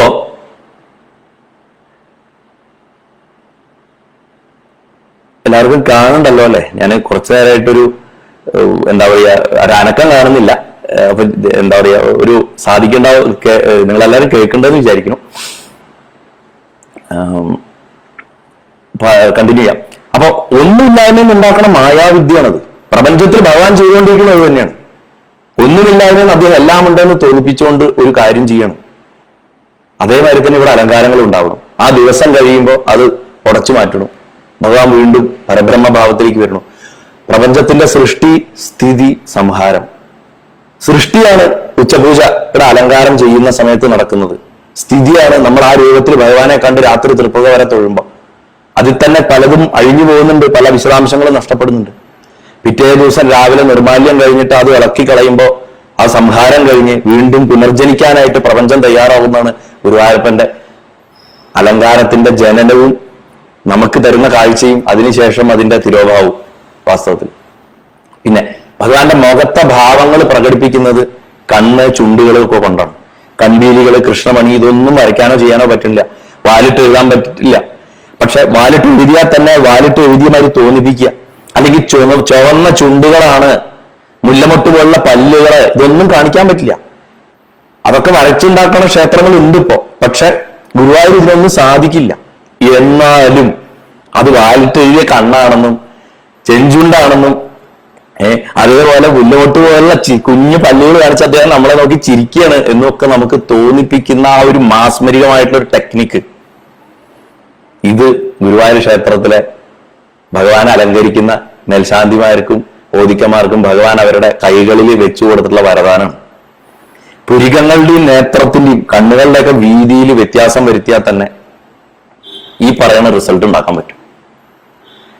കൃഷ്ണമണികളുള്ള കണ്ണുകളും ചോപ്പിച്ച ഈ ഞാൻ പറഞ്ഞു ചുണ്ടൊക്കെ ഉള്ള ക്ഷേത്രങ്ങളുണ്ട്. പക്ഷെ ചില സ്ഥലങ്ങളിൽ അതിനൊക്കെ ഒരു പാവക്കുട്ടിയുടെ ഫീൽ ചെയ്യാറ്. പാവക്കുട്ടി ഭഗവാനാവില്ലല്ലോ. അപ്പൊ പാവക്കുട്ടി ഭഗവാൻ ആവണമെങ്കിൽ അതിൽ ചൈതന്യം സ്ഫുരിക്കണം. ചൈതന്യം സ്ഫുരിക്കുമ്പോ വലിയൊരു ഇടി മുഴങ്ങി. സത്യം, പ്രപഞ്ചത്തിന്റെ സത്യമാണ്.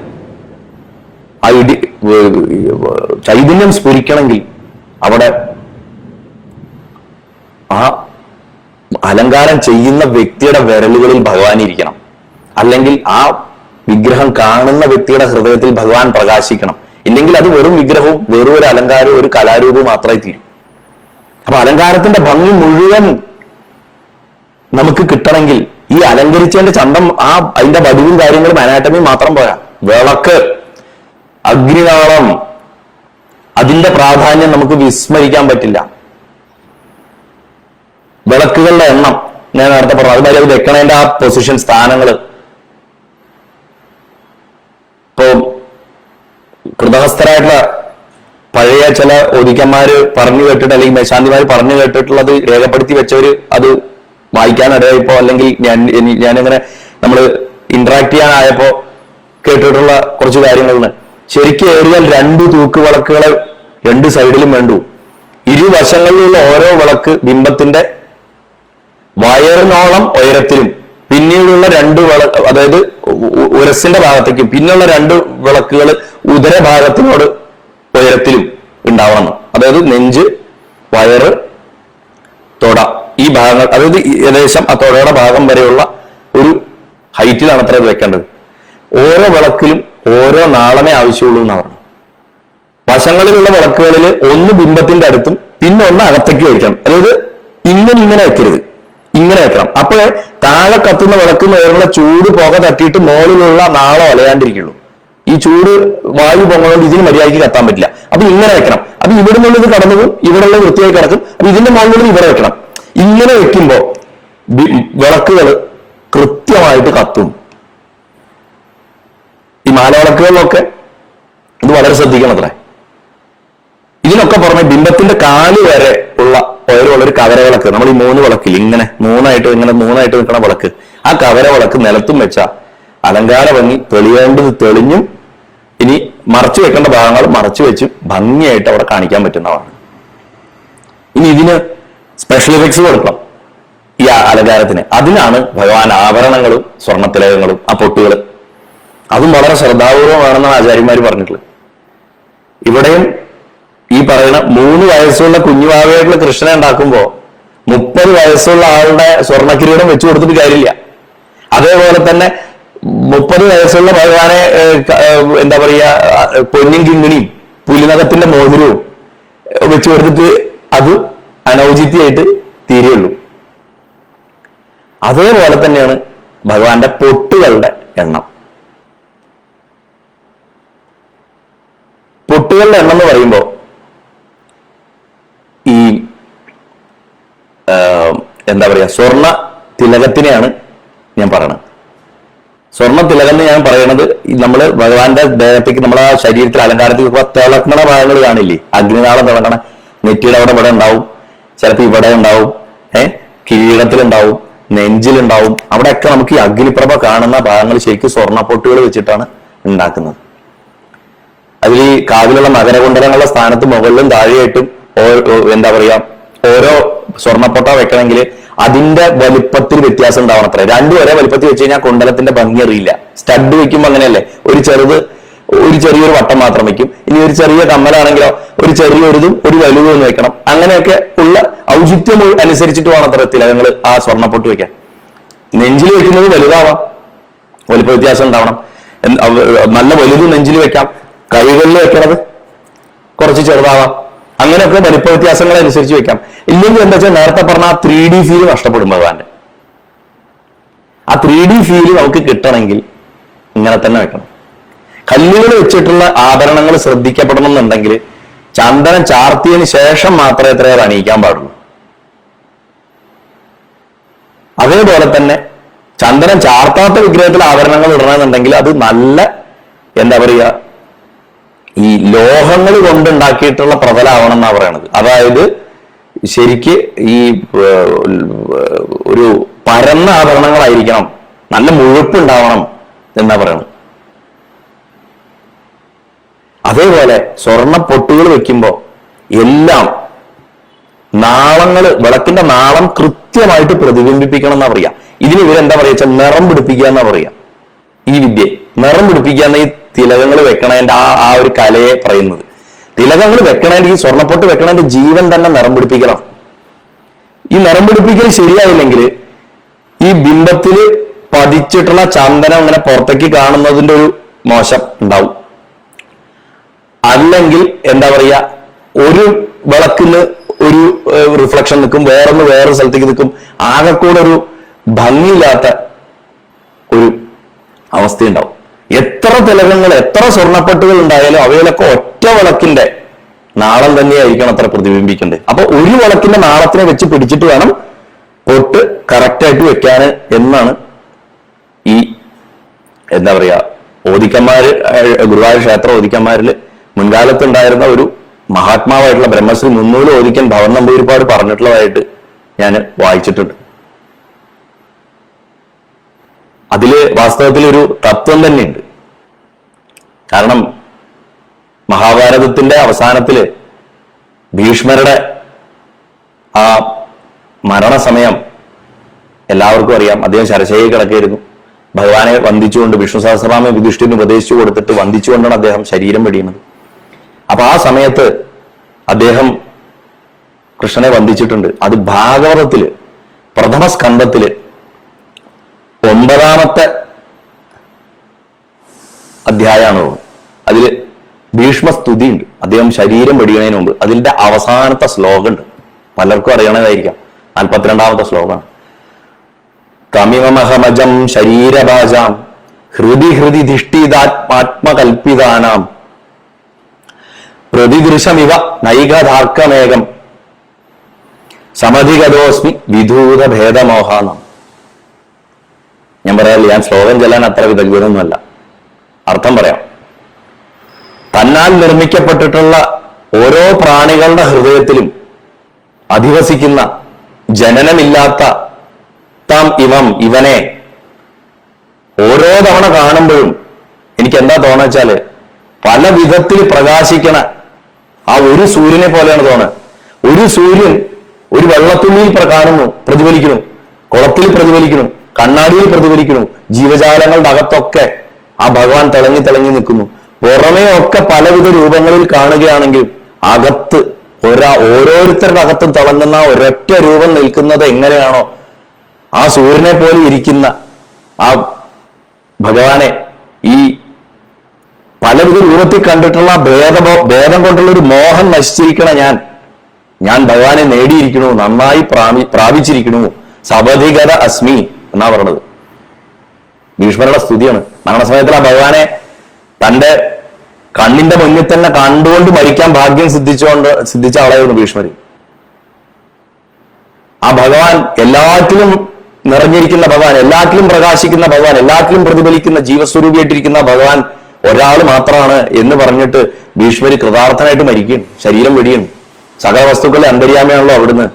പല വിധത്തിലുള്ളതാണ് ഈ ലോകത്തിൽ, പല വിധത്തിലുള്ള വസ്തുക്കളാണുള്ളത്, പല വിധത്തിലുള്ള ദേവന്മാരാണുള്ളത് എന്ന ഭേദബുദ്ധിയോട് കൂടിയിട്ട് ഇരുന്ന ഞാൻ ആ നാനാത്ത ബുദ്ധിയൊക്കെ നശിച്ച് സർവാത്മസ്വരൂപനാണ് അവിടുന്ന് എന്നറിയണ ഈ നിമിഷം ഞാൻ അങ്ങേതാ പ്രാപിച്ചിരിക്കുന്നു, ഞാൻ കൃതാർത്ഥനായി ഭവിച്ചു എന്ന് പറഞ്ഞിട്ട് അദ്ദേഹം ശരീരം വെടിയാണ്. ശ്രീകൃഷ്ണന്റെ ജഗൽപൂജ്യമായിട്ടുള്ള ആ മഹിമയെ ഓർത്തുകൊണ്ടാണ് സ്തുതിക്കണം അദ്ദേഹം.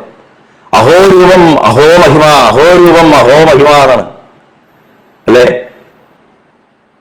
ഗുരുവായൂരപ്പ ആ രൂപത്തിന്റെ വൈശിഷ്ട്യം ഉൾക്കൊള്ളുക എന്ന് പറഞ്ഞതിന്റെ അർത്ഥം തന്നെയാണ് ഇവിടെ ഇപ്പോ ഞാൻ നേരത്തെ പറഞ്ഞ ആ മഹാത്മാവായിട്ടുള്ള ഓദിക്കൻ ബ്രഹ്മശ്രീ മുന്നൂല ഓദിക്കൻ ഭവൻ നമ്പൂതിരി പറയുന്നത്. ഒരു വിളക്കിന്റെ നാളാവണത്രേ ഭഗവാന്റെ ശരീരത്തിൽ വെക്കണ എല്ലാ സ്വർണ്ണപ്പൊട്ടുകളിലും പ്രതിഫലിപ്പിക്കേണ്ടത്. അങ്ങനെ ആവുമ്പോഴത്ര അതിനെ ഭംഗി കൂടുള്ളൂ. ഒരു വിളക്കിനെയാണ് റിഫ്ലക്ട് ചെയ്യിപ്പിക്കേണ്ടതെന്ന്. കാരണം ആ ഒരു വിളക്ക പരമാത്മാവാണ്. ആ സ്വർണ്ണപ്പൊട്ടുകൾ പലവിധമായിരിക്കാം, പക്ഷെ അതിനൊക്കെ നമ്മളിലേക്ക് പ്രകാശിച്ച് ഭക്തനിലേക്ക് എത്തേണ്ടത് ആ ഒറ്റ നാളത്തു നിന്നാണ്. ആ ബോധം ഭക്തൻ ഉണ്ടാവട്ടെ എന്ന് നമുക്ക് പ്രാർത്ഥിക്കാം. അപ്പൊ ഇതിന്റെ ഭാഗമായിട്ട് അപ്പൊ ഇതിൽ എന്താ സംഭവിക്കുക വെച്ചാൽ, ഈ ബിംബത്തിന്റെ രണ്ട് ഭാഗങ്ങളിലും വിളക്കുള്ളത് കൊണ്ട് എളുപ്പത്തിന് വേണ്ടിയിട്ട് കിട്ടുന്ന നാളങ്ങളെ പിടിപ്പിക്കാറുണ്ട് സ്വർണ്ണവട്ടുകളിൽ.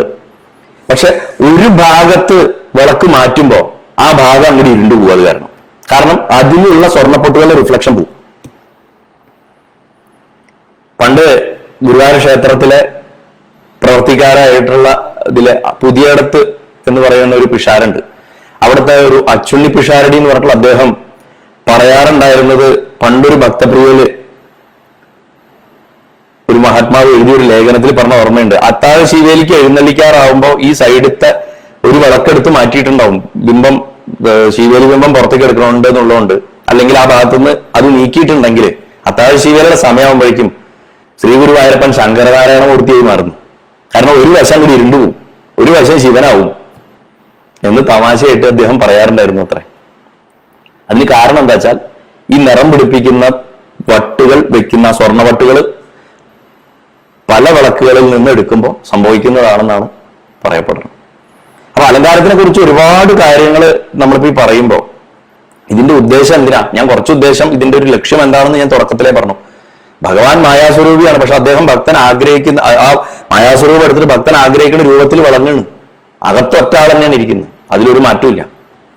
അപ്പൊ ക്ഷേത്രത്തിൽ വരുന്ന ആൾക്കാരുടെ അതുവരെ ആകർഷിക്കുക എന്ന് മാത്രമാണോ അതിന്റെ ഉദ്ദേശം? അല്ല. എത്രയോ നൂറ്റാണ്ടുകളായിട്ട് ഗുരുവായൂർ പോലുള്ള മഹാക്ഷേത്രങ്ങളിലെ ഗുരുവായൂരപ്പനെ ഇങ്ങനെ ബിംബാലങ്കാരം ചെയ്യുന്നുണ്ട്. മനുഷ്യൻ നമ്മുടെ സൗന്ദര്യബോധവും നമ്മുടെ ഇമാജിനേഷനും, ഞാൻ നേരത്തെ പറഞ്ഞ ഭാവന, ഇന്നത്തെ പോലെ പണ്ടത്തെ കാലത്തും വളരെയധികം ഡെവലപ്ഡ് തന്നെയായിരുന്നു. ഇന്നിപ്പോ നമുക്ക് മാത്രമൊന്നുമല്ല ഇതിപ്പോ വലിയ കാര്യമായിട്ട് ചെയ്യാൻ പറ്റുന്നത്. പണ്ടത്തെ കാലത്ത് നമ്മളിപ്പോ ഇന്ന് വിചാരിക്കുമ്പോൾ നമ്മൾ ഭയങ്കര ഫോട്ടോഗ്രാഫി കണ്ടുപിടിച്ചു, ചിത്രങ്ങൾ കണ്ടുപിടിച്ചു എന്നൊക്കെ. വാസ്തവത്തിൽ പണ്ടുള്ളവർക്ക് നമ്മളെക്കാട്ടിലും കൂടുതൽ ഭാവനാസമ്പത്ത് ഉണ്ടായിരുന്നു, സങ്കല്പിക്കാൻ സാധിച്ചിരുന്നു, സങ്കല്പ ശക്തി ഉണ്ടായിരുന്നു. അപ്പോ ഇന്നുണ്ടായിട്ടുള്ള ഈ എന്താ പറയാ, ഈ അലങ്കാരങ്ങൾക്ക് തീർച്ചയായിട്ടും ഒരു കാരണം ഉണ്ടാവും എന്നുള്ളത് ഉറപ്പ് തന്നെയാണ്. ആ കാരണം നമുക്കൊന്ന് ചുഴിഞ്ഞു നോക്കേണ്ടതുണ്ട് എന്നാണ് തോന്നുന്നത്. അപ്പോ ഈ ബിംബത്തിന്റെ മേലെ ഇടുന്ന ഈ ചന്ദനം, ഞാൻ നേരത്തെ പറഞ്ഞല്ലോ, ശ്രീകോവിലിന്റെ ഉള്ളിൽ കടുത്ത ചൂടായിരിക്കും. ആ ചൂടിൽ നിന്നുള്ള പരിരക്ഷ തന്നെയായിരിക്കണം ഈ ചന്ദനഞ്ചാരത്തിന്റെ ഒരു അടിസ്ഥാന ഉദ്ദേശം. തണുപ്പിക്കണമല്ലോ, കാരണം കാറ്റ് കിടക്കില്ല. ശ്രീകോവിലിന്റെ ഉള്ളിൽ ഒരുപാട് വിളക്ക് കത്തുന്നുണ്ട്, അത് നെയ്വിളക്കുകളാണ്. അസാമാന്യമായിട്ടുള്ള ചൂട് ബിംബത്തിലേക്ക് വരുന്നുണ്ട്. അപ്പൊ ബിംബത്തിന്റെ അകത്തുനിന്നും ചൂട് പുറത്തേക്ക് സംക്രമിക്കുന്നുണ്ട്. ഇപ്പൊ ഗുരുവായൂരപ്പനെ പോലുള്ള വിഗ്രഹങ്ങള് അസാമാന്യമായിട്ടുള്ള തപസ്സിന്റെ തേജസ്സുള്ളതാണ്. അപ്പൊ അതൊന്നും ചൂടുണ്ട്.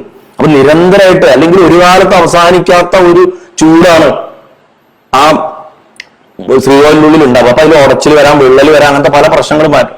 അതിന്റെ ഒരു അന്തരീക്ഷം മാറ്റിയിട്ട് അവിടെ തണുപ്പിക്കാൻ സാധിക്കാത്തതുകൊണ്ട് തണുത്ത വസ്തുക്കളോട് മാക്സിമം ബിംബത്തിനെ മൂടുക എന്നുള്ളതാണ് ഉദ്ദേശം. എസ്പെഷ്യലി വിളക്കിനടുത്തുള്ള ഭാഗങ്ങൾ എന്നാണ് പറഞ്ഞത്. ഈ പാവുമുണ്ട് പഴയ കാലത്ത് ഗുരുവായൂരപ്പൻ, നമ്മളിപ്പോ ഈ പന്തീരടി പൂജ വരെ ഉള്ള ഉണ്ണിക്കണ്ണനായിട്ടുള്ള ഗുരുവായൂരപ്പനെ കുഞ്ഞു പാവുമുണ്ട് ഉടുപ്പിച്ചിട്ട് നിർത്താറുണ്ട്, ചെറിയ മുണ്ട് ഉടുപ്പിച്ചിട്ട്. അത് നമ്മൾ കാണാറുണ്ട് ഗുരുവായൂരിൽ. ഉച്ചപൂജയ്ക്ക് ശേഷവും പാവുമുണ്ട് ഉടുപ്പിക്കുകയാണെങ്കിൽ വിളക്കിന്റെ എണ്ണം കൂടും. അങ്ങനെ പാവുമുണ്ട് ഉടുപ്പിക്കുന്ന റെയറാണ്, ചെയ്യാറില്ല. പക്ഷെ അങ്ങനെ ഉടുപ്പിക്കുകയാണെങ്കിൽ അകത്ത് സ്വർണ്ണബോളക വെക്കണമെന്ന് നിർബന്ധമായിട്ടും പറഞ്ഞിരുന്നൊരു കാലം ഉണ്ടായിരുന്നു അത്ര ഗുരുവായൂർ ക്ഷേത്രത്തില് എന്ന് ഞാൻ നേരത്തെ പറഞ്ഞ ആദരണീയനായിട്ടുള്ള യശ്വരീയനായിട്ടുള്ള ബ്രഹ്മശ്രീ മുന്നൂല ഒരിക്കൽ ഭവൻ നമ്പൂതിരി പറഞ്ഞതായിട്ട് ഞാൻ വായിച്ചിട്ടുണ്ട്. അത് ആ പ്രൊട്ടക്ഷൻ കിട്ടാനാ. ഈ നവകം കൊണ്ടുള്ള നവകാഭിഷേകം, 9 കുടങ്ങൾ ആടിയിട്ടുള്ള നവകാഭിഷേകത്തോട് കൂടിയുള്ള പന്തീരടി പൂജയുടെ ഒരു ഉദ്ദേശവും ഈ തണുപ്പിക്കലായിരിക്കാമെന്ന് പല ആചാര്യന്മാരും പറഞ്ഞിട്ടുണ്ട്. വിഗ്രഹത്തിനെ തിലകങ്ങൾ പണ്ടും വെക്കുന്ന രീതിയുണ്ട്, അതില് നിറം പിടിപ്പിക്കുന്ന രീതികളും ഒരു ബേസിക് ഐഡിയ ഒക്കെ ഇപ്പൊ നമ്മൾ സംസാരിച്ചു. അപ്പൊ പഴയ കാലത്ത് എങ്ങനെയായിരുന്നു എന്ന് വെച്ച് കഴിഞ്ഞാൽ, ഗുരുവായൂരപ്പനെ ഇങ്ങനെ ഓരോ മേശാന്തി അല്ലെങ്കിൽ ഓരോ ഒതിക്കിനും ഓരോ ദിവസം അലങ്കരിക്കുന്നത് വളരെ ശ്രദ്ധയോടെ നോക്കിക്കാണുന്ന ഒരു ആസ്വാദക സംഘം തന്നെ ഉണ്ടായിരുന്നു അത്ര. ഇന്നുണ്ട്, ഇല്ല എന്നല്ല. ഇന്ന് പക്ഷെ ഈ യൂട്യൂബിലും ഇപ്പൊ വാട്സപ്പിൽ കൂടി ഇപ്പൊ കുമാരേട്ടനെ വരാൻ തുടങ്ങിയോണ്ട് ലോകത്തിലെ എല്ലാ ആൾക്കാരും മനസ്സിൽ ആസ്വദിക്കാൻ തുടങ്ങിയത് മാത്രം. പക്ഷെ എന്നാലും ഭഗവാൻ അവിടെ നിന്ന് നേരിട്ട് കാണാൻ പറ്റുന്ന ആൾക്കാരുണ്ട്. അവരിപ്പോ കഥകളി ആസ്വാദകർ അല്ലെങ്കിൽ സംഗീത ആസ്വാദകർ അല്ലെങ്കിൽ സിനിമ ആസ്വദിക്കണവരെ മാതിരി എല്ലാ ദിവസവും വന്നിട്ട് അതിനെ വളരെ വിമർശനാത്മകമായിട്ടൊക്കെ പറയും. ആ മുഖത്ത് അത്ര ശരിയായിട്ടില്ല, പുരിക അത്ര പോരാ, തിലകത്തിന് ആ നിറം പിടിപ്പിച്ചിട്ടുള്ള റിഫ്ലക്ഷൻ അങ്ങനെ അങ്ങോട്ട് പോരാ, ഇങ്ങനെ അംഗങ്ങൾക്ക് അദ്ദേഹത്തിന്റെ ശരീരത്തിന്റെ അവയവങ്ങളുടെ ഒരു പ്രപ്പോർഷനൊക്കെ ഒരു ചെറിയ പ്രോബ്ലം ഉണ്ട്. ഇങ്ങനെയൊക്കെ എന്താ പറയാ അവരുടേതായിട്ടുള്ള നിർദ്ദേശങ്ങളും അല്ലെങ്കിൽ വിമർശനങ്ങളും ഒക്കെ അവർ പറയുമായിരുന്നു എന്നാ പറയണത്. അപ്പൊ പുതിയ പുതിയ വേഷങ്ങളിൽ ഭഗവാനെ അങ്ങോട്ട് അലങ്കരിക്കാൻ ഇത് എന്താ പറയാ ഇത് അലങ്കരിക്കുന്ന മേശാന്തിമാരെ ആണെങ്കിൽ ഓദിക്കന്മാരെ ഇവർ പ്രോത്സാഹിപ്പിക്കുകയും ചെയ്തിരുന്നു. ഇന്നും അങ്ങനെയാണ്. ഇന്നിപ്പോ ദേവസ്വം ഇൻബോക്സിലൊക്കെ ഭഗവാൻ ഇന്ന രൂപത്തിൽ എന്താ പറയാ അലങ്കരിക്കാൻ പറയൂ എന്നൊക്കെ പറഞ്ഞിട്ട് മെസ്സേജ് വരുന്നുണ്ട്. ഇത് നമുക്ക് അകത്തേക്ക് പറയാനുള്ള നിർവാഹമില്ല. അത് ഭഗവാൻ തന്നെയാണ് നിശ്ചയിക്കുന്നത്. അത് ചെയ്യുന്ന ഓദിക്കനും മേൽശാന്തിയും പോലും ഞാൻ നേരത്തെ പറഞ്ഞു അവരവിടെ ചെന്നിരിക്കുമ്പോൾ മാത്രമാണ് അത് സാധിക്കുന്നത്.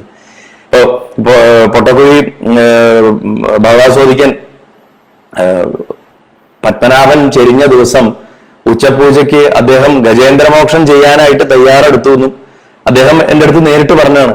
ചാർത്തി വന്നപ്പോ ഭഗവാൻ ഒരു ആനപ്പുറത്ത് കയറിയിട്ട് ഒരു കീഴ്ശാന്തിയായിട്ട് കടമ്പും പിടിച്ച് വടക്കോട്ട് ഇങ്ങനെ പോവുകയാണ്. ആന അങ്ങനെ ഉയർത്തി തുമ്പിക്കൈയും പിടിച്ച് വളരെ സന്തോഷമായിട്ട് വടക്കോട്ട് യാത്ര ചെയ്യുന്ന മാതിരി ഒരു രൂപം ഉണ്ടാക്കുകയാണുണ്ടായത്. ഉച്ചപൂജ കഴിഞ്ഞ് നട തുറന്ന് 10 മിനിറ്റ് കഴിഞ്ഞപ്പോ നമുക്ക് ക്ഷേത്ര മാനേജറുടെ അവിടേക്ക് ഫോൺ വന്നു, പത്മനാഭൻ അവിടെ ചെരിഞ്ഞു. എല്ലാവരും അത്യത്ഭുതത്തോടു കൂടിയിട്ട് അനുഭവിച്ച ഒരു അനുഭവമാണ്.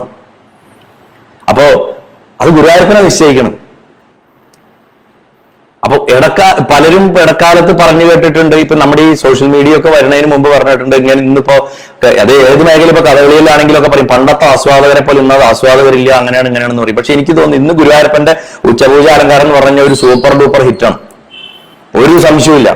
അത്രയും അർപ്പണഭാവത്തോട് കൂടിയിട്ട് ആ മേൽശാന്തിമാരും ഓദിക്കന്മാരും ആ ചെയ്യുന്ന പ്രവൃത്തിയെ ഭഗവാൻ അവരെ ശ്ലാഘിക്കണം, അവരെ അനുമോദിക്കണം എന്ന് കരുതിയിട്ട് തന്നെയാണ് ഇന്ന് ഇങ്ങനെ അത് ലോകത്തിന്റെ മുന്നിൽ ഒരു വിവരണമായിട്ടെങ്കിലും എത്തിക്കാൻ ഇടയാക്കിയതെന്നാണ് എന്റെ ഒരു വലിയ അഭിപ്രായം. അത് അവർക്ക് ഭഗവാൻ കൊടുക്കുന്ന ഒരു നിത്യ സമ്മാനമാണ്. എല്ലാ ദിവസവും അവരെ സന്തോഷിപ്പിക്കാനായിട്ട് അവരത്രയും ശ്രദ്ധയോടുകൂടിയും സമർപ്പണ ബുദ്ധിയോട് കൂടിയിട്ട് ആ കൊടും ചൂടിന്റെ ഉള്ളിൽ ഇരുന്നിട്ട് അത് ചെയ്തെടുക്കുന്നു അല്ലെ. അപ്പൊ അങ്ങനെയുള്ള ഒരു എന്താ പറയാ ഒരു സന്തോഷമാണ് ഭഗവാൻ അവർക്ക് കൊടുക്കുന്നത്. അപ്പൊ ഗുരുവായൂരപ്പന്റെ ഈ കളഭം എന്ന് പറയുന്നത് ശരിക്ക് എന്താണ് എന്നുകൂടെ ഒന്ന് പറയാം. എന്നിട്ട് ഞാൻ ചുരുക്കി ഒരു മേൽശാന്തര കഥ കൂടെ പറഞ്ഞ് ഞാൻ അവസാനിപ്പിക്കാം. ഞാൻ സാധാരണ എന്റെ എല്ലാ ലൈവും ലെങ്ത് ഉള്ളതായിരിക്കും, അറിയാലോ. അപ്പോ കേൾക്കാൻ ഇരിക്കുന്നവർക്ക് ഇരിക്കാം, അത് ഇല്ലാന്നുണ്ടെങ്കിൽ ഇതിന്റെ റെക്കോർഡിംഗ് ഉണ്ടാവും, സൗകര്യമായിട്ട് കാണാം. ഇതിന്റെ നീളം നിശ്ചയിക്കുന്നത് പലപ്പോഴും ഗുരുവായൂരപ്പൻ തന്നെയാണ്. അതുകൊണ്ട് എനിക്ക് അത് എങ്ങനെയാ ഭഗവാന്റെ അത് കഴിയാണ്ട് എനിക്ക് എണീച്ച് പോകാൻ പറ്റില്ലല്ലോ. അപ്പോ ഈ കളഭത്തിനെ കുറിച്ച് പറയുകയാണെങ്കിൽ ആദ്യം ഗുരുവായൂരപ്പനെ വിശേഷമായിട്ട് ഈ കളഭം കൊണ്ട് മാത്രം ഭഗവാനെ മൂടണ ഒരു ദിവസമേ ഉള്ളൂ. അത് ധനുമാസത്തിലാണ് എല്ലാ വർഷവും. അപ്പോ അത് ധനുമാസം 11-ാം തീയതിയാണ് സാധാരണ വരിക തോന്നും. അങ്ങനെ ആ ദിവസം മറ്റു ദിവസങ്ങളിലൊക്കെ കളവൻ ചാർത്തുണ്ടെങ്കിലും പൂർണ്ണമായിട്ടുള്ള ആ കളഭാട്ടം എന്ന് പറഞ്ഞ വർഷത്തിൽ ഒരിക്കൽ മാത്രമാണ്. അത് വരെ കളഭം മുഖത്ത് വെക്കാറില്ല. ഞാൻ നേരത്തെ പറഞ്ഞു ചന്ദനമാണ് ചാർത്ത. സ്വർണ്ണ നിറത്തിൽ ഇങ്ങനെ കളഭത്തിൽ ഇങ്ങനെ കുളിച്ചിട്ട് ഗുരുവായൂരപ്പൻ നിൽക്കും ആ ദിവസം. നവകം കഴിഞ്ഞ് പഞ്ചഗവ്യത്തിന്റെ അഭിഷേകവും കഴിഞ്ഞിട്ടാണ് കളഭാട്ടം. വൃശ്ചിക 1-ന് മണ്ഡലകാലം തുടങ്ങി ആരംഭിച്ചാൽ 40 ദിവസം ഭഗവാന് നവകവും പഞ്ചഗവ്യ അഭിഷേകം അവിടെ ഗുരുവായൂർ. 41-ാമത്തെ ദിവസമാണ് വിശേഷമായിട്ടുള്ള കളഭാട്ടം നടക്കുക. ഇതിന്റെ ഇടയ്ക്ക് ഏകാദശികളൊക്കെ നടക്കും. മണ്ഡല മഹോത്സവത്തിന് പരിസമാപ്തി കുറിക്കുക എന്ന് പറയുന്നതാണ് ശരിക്കും പറഞ്ഞു കഴിഞ്ഞാൽ ഈ കളഭാട്ടം. അത് സാമൂതിരിപ്പാട്, കോഴിക്കോട് സാമൂതിരിപ്പാടിന്റെ വകയായിട്ടാണ് പ്രാചീനകാലം തൊട്ട് നടന്നു വന്നിട്ടുള്ളത്. ഇന്നും അതിന്റെ ചെലവിലേക്ക് അവരൊരു തുക ഗുരുവായൂർ ദേവസ്ഥയിലേക്ക് കൊടുക്കുന്നുണ്ട്. അങ്ങനെ സവിശേഷമായിട്ടുള്ള ഒരു എന്താ പറയാ കൂട്ടാണ് ഇതിനുപയോഗിക്കുന്നത്. ചന്ദനുണ്ട്, ഞാൻ നേരത്തെ പറഞ്ഞ ഒരു കുങ്കുമപ്പൂണ്ട്, പച്ചക്കർപ്പൂരുണ്ട്, പനിനീരുണ്ട്. ഇതൊരു പ്രത്യേക റേഷ്യോയില് അനുപാതത്തിൽ ഇങ്ങനെ യോജിപ്പിച്ചിട്ടാണ് ഗുരുവായൂർ ക്ഷേത്രത്തിൽ കളഭം കീഴ്ശാന്തിമാര് സാധാരണയായിട്ട് തയ്യാറാക്കുന്നത്. അതിന്റെ മേൽനോട്ടും ചുമതല ശാന്തിയേറ്റ നമ്പൂതിരിമാര് എന്ന് പറഞ്ഞ 2 ഇല്ലക്കാർ 6 മാസത്തേക്ക് ചുമതലയേൽക്കണം അവരുടെ കയ്യിലായിരിക്കും. അവരാണ് ഇതിന്റെ കണക്കുകളൊക്കെ കൊടുക്കേണ്ടത് ദേവസ്വത്തിലേക്ക്. എന്നാൽ കളഭാട്ട ദിവസം കസ്തൂരിയും ഗോരോചനവും കൂടി ഇതിലേക്ക് ചേർക്കുന്നതാണ് കുറച്ചുകൂടെ പവർല. പാകമായിട്ടുള്ള മറയൂര് ചന്ദനമുട്ടി നല്ല വട്ട ചാണയില് ഒട്ടും തരി വരാണ്ട് അരച്ചിട്ട് ഇങ്ങനെ എടുക്കണ വെളുത്ത ചന്ദനം. കാശ്മീരിൽ നിന്ന് വരണ ഒരു മങ്കര ഡീപ്പ് ഓറഞ്ച് കുങ്കുമപ്പൂ എന്ന് പറയും, ഏകദേശം ആ ടൈപ്പ് കുങ്കുമപ്പൂ. അഫ്ഗാനി കുങ്കുമപ്പൂ ഉപയോഗിക്കാറുണ്ടോ എന്ന് എനിക്കറിയില്ല. ഇതാണ് കാശ്മീരിൽ നിന്ന് വരണ, ഇതാണ് ഉപയോഗിക്കുന്നത്. പിന്നെ പച്ചക്കർപ്പൂരം, കസ്തൂരി, ഗോരോചനം, ഇങ്ങനെ ഇതൊക്കെ പ്രത്യേക അളവിൽ യോജിപ്പിച്ചിട്ട് ഇങ്ങനെ പനിനീരിൽ അങ്ങോട്ട് ചാലിച്ചെടുക്കുന്നതാണ് ഈ കളവക്കൂട്ടാണ്. ഇത്ര തണുപ്പ് അതിനും സുഗന്ധവും. ചന്ദനത്തിന്റെ 12 ഉരുള, ഒരു ഉരുള ഏകദേശം 160 ഗ്രാമൊക്കെയാണ് വരിക തോന്നും. തെറ്റുണ്ടെങ്കിൽ അറിയണവർക്ക് അത് ഇതിൽ ടൈപ്പ് ചെയ്തിടാം. പിന്നെ കുങ്കുമപ്പൂവ് ഒരു 10, എന്താ പറയാ, കുങ്കുമപ്പൂ പറഞ്ഞ ഒരു 10-20 ഗ്രാം, 18-20 ഗ്രാം വരുന്നുള്ളൂ. കസ്തൂരി ഏകദേശം 1 ഗ്രാമോളം, ഗോരോചനം 1 ഗ്രാമോളം ചേർത്തിട്ട് ഉണ്ടാക്കുന്നതാണ് ഈ. അത് 1 ലിറ്റർ പനിനീരിൽ കലക്കണം. 1 ലിറ്റർ പനിനീര് ഒഴിച്ചിട്ട് അങ്ങനെയാണ് ഈ അഭിഷേകത്തിനുള്ള കളഭം ഉണ്ടാക്കുന്നത്. നിത്യം ഉണ്ടാക്കണ കളഭത്തിന്റെ ഇരട്ടിയാണ് ഈ ദിവസമുള്ള കളഭക്കൂട്ട് എന്ന് പറയുന്നത്. അങ്ങനെ തയ്യാറാക്കിയിട്ടുള്ള ഈ കളഭത്തിനെ സ്വർണ്ണക്കുടത്തിലാക്കിയിട്ട് തന്ത്രി തമ്പുരിപ്പാടിന്റെ നേതൃത്വത്തിൽ അതിനെ ഒരു കലശപൂജയൊക്കെ ചെയ്ത് ഉച്ചപൂജയ്ക്ക് തൊട്ടു മുമ്പായിട്ട് ഗുരുവായൂരപ്പനോട് അഭിഷേകം ചെയ്യും.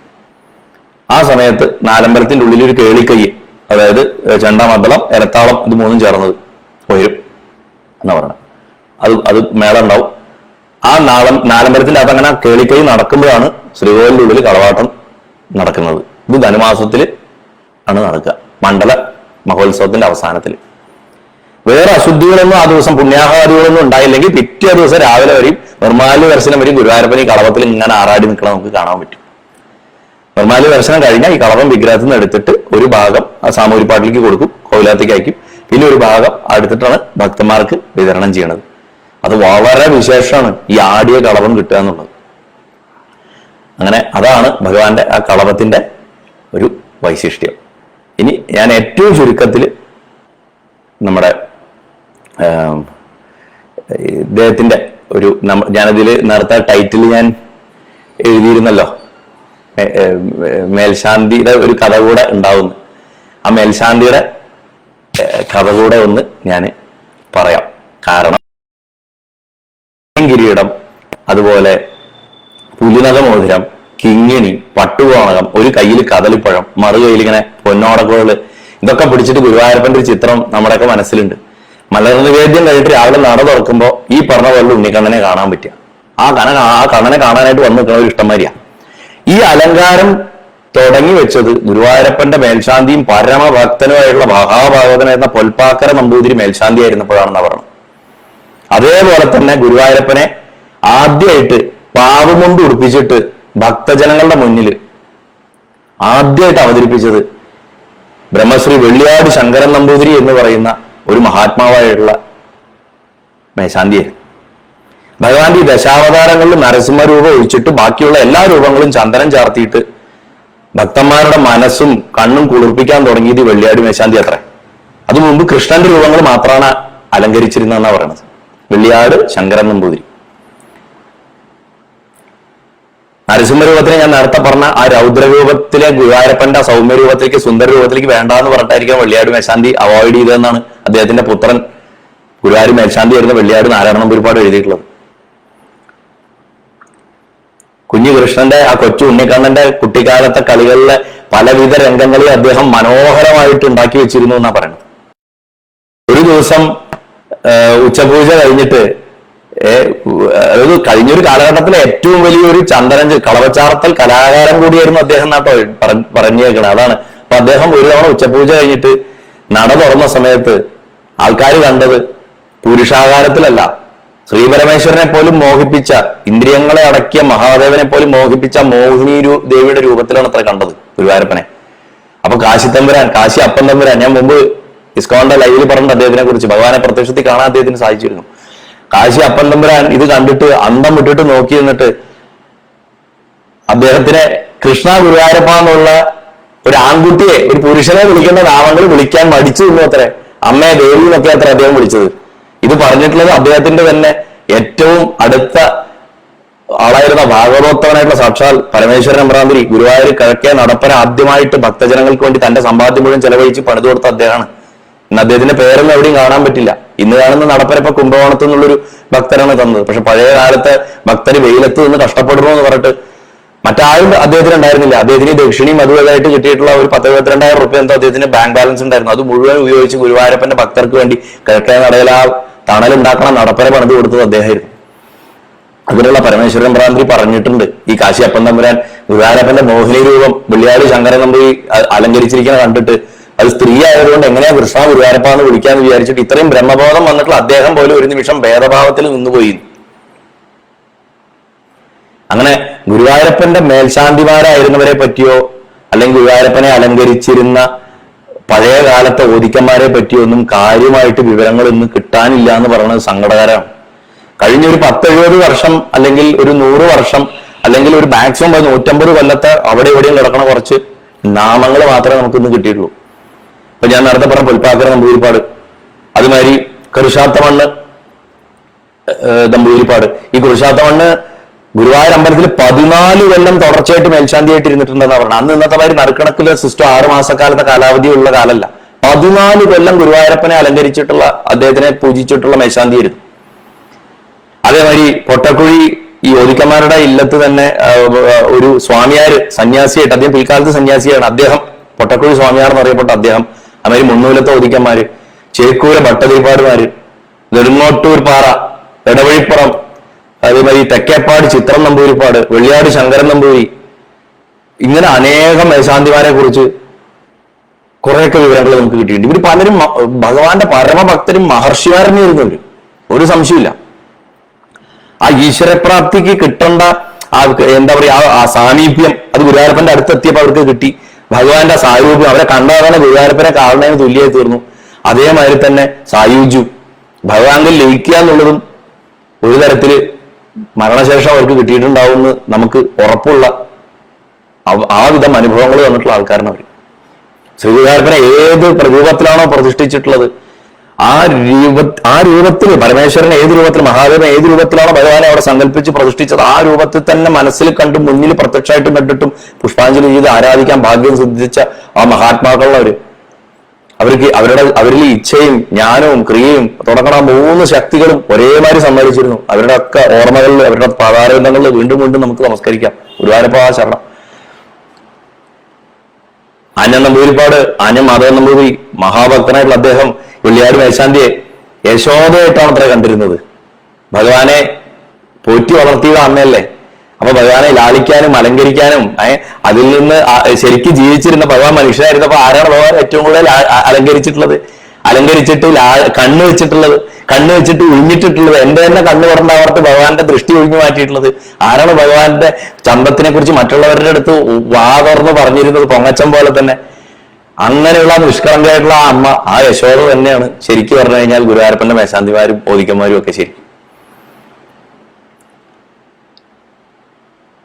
ഈ യശോദ കാരണം തന്നെയാണ്, ആ യശോദയോടുള്ള സ്നേഹവും ബഹുമാനം കൊണ്ട് തന്നെയാണ് യശോദയുടെ കുട്ടിയായിട്ടുള്ള കൃഷ്ണൻ ഞങ്ങളുടെയും കുട്ടിയാണ് എന്ന് പല ഗോപികമാർക്കും തോന്നാനുള്ള കാരണം അല്ലെ.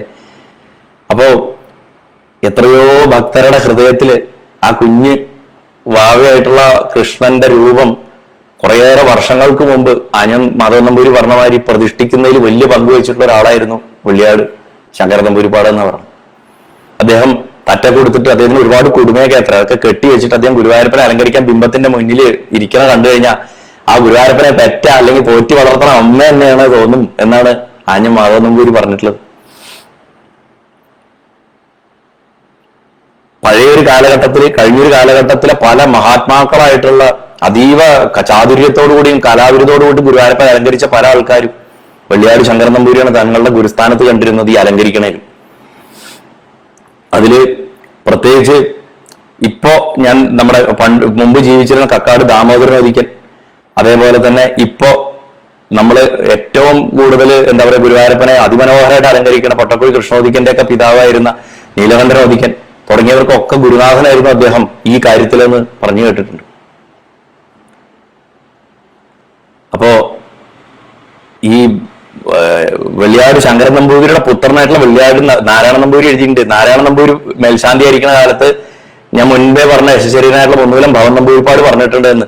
അങ്ങ് ഒരു നാളത്തുനിന്ന് എല്ലാ സ്വർണ്ണപ്പൊട്ടുകളും നിറം പിടിപ്പിക്കാൻ പഠിക്കണം. കാരണം അങ്ങയുടെ അച്ഛൻ അങ്ങനെയായിരുന്നു. ഇപ്പൊ അധികം പേര് അത് ശ്രമിക്കാറില്ല.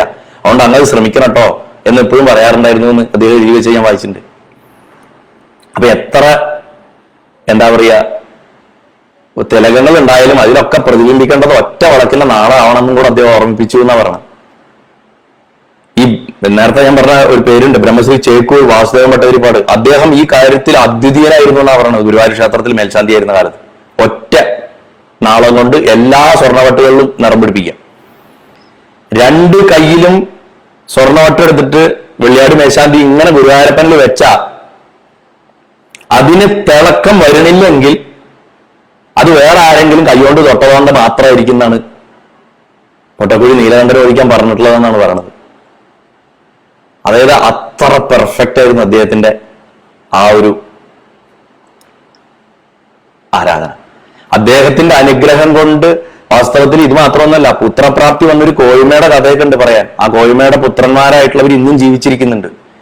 ആ പുത്രന്മാരിൽ ഒരാള് ഗുരുവായൂർ ദേവസ്വം പേജിലും മറ്റനേകം പേജുകളിലും ഗുരുവായൂർ ക്ഷേത്ര ചരിത്രം വളരെ വിശദമായിട്ട് എഴുതുകയൊക്കെ ചെയ്യുന്ന ഒരു ഗ്രഹീതനായിട്ടുള്ള ഒരു വ്യക്തിയൊക്കെയാണ്. അദ്ദേഹത്തിന്റെ ജ്യേഷ്ഠനും ഗുരുവായൂരപ്പനെ അനേക വർഷം സേവിച്ചിട്ടുള്ള ആൾക്കാരാണ്. അവരൊക്കെ ഔദ്യോഗികമായിട്ട് തന്നെ ഗുരുവായൂരപ്പനെ സേവിച്ചിട്ടുള്ള ആൾക്കാരാണ്. അത് വെള്ളിയാട് ശങ്കരൻ നമ്പൂതിരിയുടെ മഹിമ പറയുമ്പോൾ അങ്ങനെയൊക്കെ കുറെ ഉണ്ട്.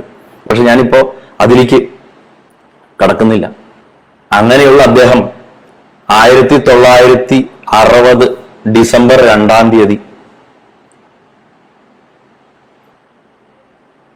പെട്ടെന്ന് മേൽശാന്തി സ്ഥാനത്ത് ഇരിക്കുമ്പോ തന്നെ, ഗുരുവായൂർ ക്ഷേത്രത്തിൽ മേൽശാന്തി സ്ഥാനത്ത് ഇരിക്കുമ്പോ തന്നെ ഗുരുവായൂരിന്ന് അദ്ദേഹം പെരുവനം ഗ്രാമത്തിൽപ്പെട്ടുള്ള പള്ളിപ്പുറം എന്ന് പറഞ്ഞ സ്ഥലത്തുള്ള വെള്ളിയാട്ട് മനയിലെ അദ്ദേഹത്തിന്റെ വീട്ടിലേക്ക് എത്തിച്ചേരുകയാണ്.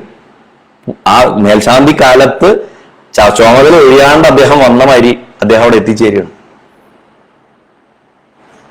വന്ന പാടെ അദ്ദേഹം വയ്യാതെ കിടക്കുകയാണ്. മകനെ വിളിച്ചു. മകൻ ചാൽ അദ്ദേഹത്തിന്റെ ഈ മേൽശാന്തി ആയിരുന്ന പുത്രനായിരുന്നോ എന്ന് എനിക്കറിയില്ല. വെള്ളിയാട്ട് നാരായണ നമ്പൂരിയാണോ വിളിച്ചതെന്ന് അറിയില്ല. അദ്ദേഹം എഴുതിയത് ഞാൻ വായിച്ചിട്ടുണ്ട്. കുഞ്ഞൂട്ടാന്ന് പറഞ്ഞ് വിളിച്ചു അത്രേ. പുറത്തളത്തിൽ ഇങ്ങനെ ചാരുപടിയോട് ഇങ്ങനെ ചേർത്തിട്ട് കട്ടിലിട്ടിട്ടുണ്ട്. അപ്പൊ അവിടെ അങ്ങനെ അദ്ദേഹം വളരെ ശാന്തനായിട്ട് കിടക്കുന്നു.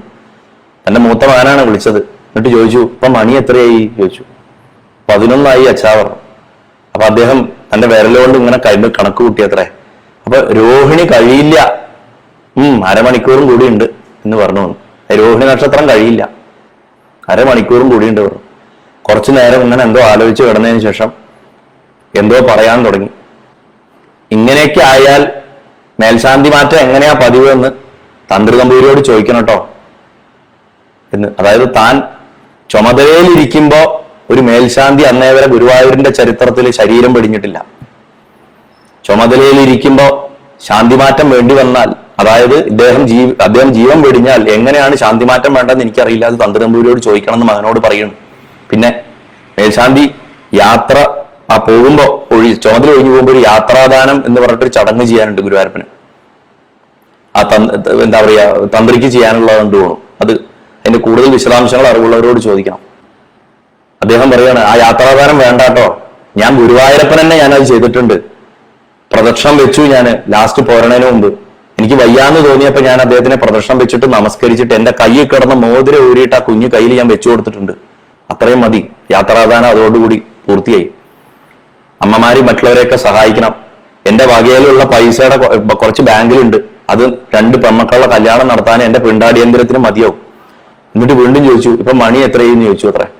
അപ്പൊ പറഞ്ഞു 11:20 എന്ന് പറഞ്ഞു. 2 ദൃഷ്ടിയും മേപ്പോട്ടാക്കിയിട്ട് ഗുരുവായൂരപ്പ ക്ഷമസ്വ എന്ന് പറഞ്ഞു. അതോടുകൂടി അദ്ദേഹത്തിന്റെ ആത്മാവ് ഗുരുവായൂരപ്പനിൽ ലയിക്കുകയാണ് ചെയ്തത്.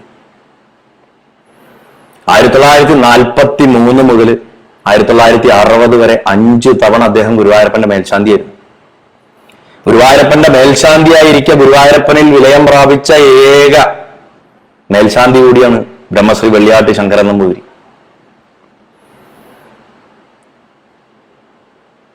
അങ്ങനെ ഉള്ള ആ അദ്ദേഹത്തിന് തന്റെ ദിവസങ്ങൾ എണ്ണപ്പെട്ടു കഴിഞ്ഞു എന്നുള്ള സൂചന ഗുരുവായൂരപ്പൻ നൽകിയത്രേ.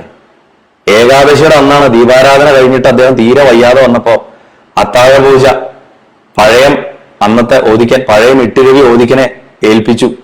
അങ്ങ് ചെയ്താൽ മതി പറഞ്ഞിട്ട്. എന്നിട്ട് മേശാന്തി താമസിക്കുന്ന പത്തായപ്പരയ്ക്ക് പോരുമ്പോ പറഞ്ഞു അത്രേ, ഞാൻ ഭഗവാനെ പ്രദക്ഷിണം വെച്ച് നമസ്കരിച്ചു പോന്നു, ഇനി തരണ്ടാവില്ല. പക്ഷെ ആരും വിചാരിച്ചില്ല അദ്ദേഹം ഇല്ലത്തേക്ക് അപ്പൊ തന്നെ പോകുന്നു, അദ്ദേഹം മരിക്കുന്നു.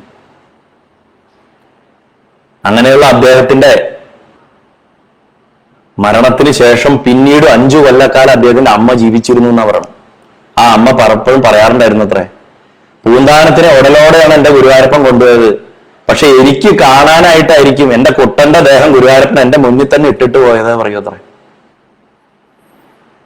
അങ്ങനെയുള്ള വെള്ളിയാട് മേശാന്തിയുടെ മുഷിഞ്ഞ ഒരു പടം ഗുരുവായൂരന്റെ ഡോക്യുമെന്ററി ഷൂട്ടുകാലത്ത് മേശാന്തിയുടെ മുറിയിൽ ഞാൻ കണ്ടുപിടിച്ചു. അതിനുള്ളൊരു പരമഭാഗ്യം എനിക്കുണ്ടായി. അനേകം മേശാന്തിമാരുടെ പടങ്ങൾ അവിടെയുണ്ട്. ഒരു മൂലയ്ക്ക് മുമ്പെപ്പോഴോ അടിച്ചൊരു പെയിന്റിന്റെ കുറച്ച് അംശം വീണിട്ട് പൊടി പിടിച്ചിട്ട് ഒരു മൂലയ്ക്ക് ഇരിക്കുന്നുണ്ടായിരുന്നു. ഞാൻ അന്നത്തെ മേശാന്തിക്കും അദ്ദേഹത്തിന്റെ സഹായികൾക്കും ഒക്കെ ഞാനത് കാണിച്ചു കൊടുത്തു. അവരത് ഭംഗിയാക്കി വൃത്തിയാക്കി എടുത്തിട്ട് അതിനെ വേറൊരു സ്ഥലത്തേക്ക് വെച്ചിട്ടുണ്ടായിരുന്നു. പിന്നീട് മേൽശാന്തി കൂടി കുറച്ചുകൂടെ മോഡിഫൈ ചെയ്തപ്പോൾ അതിപ്പോ എവിടെ ഇരിക്കണമെന്ന് എനിക്കറിയില്ല. അങ്ങനെയുള്ള വെള്ളിയാട് മേൽശാന്തിയുടെ അദ്ദേഹത്തിന്റെയും തൃപ്പാദങ്ങളിൽ സാഷ്ടാംഗം നമസ്കരിക്കാൻ നമുക്ക്.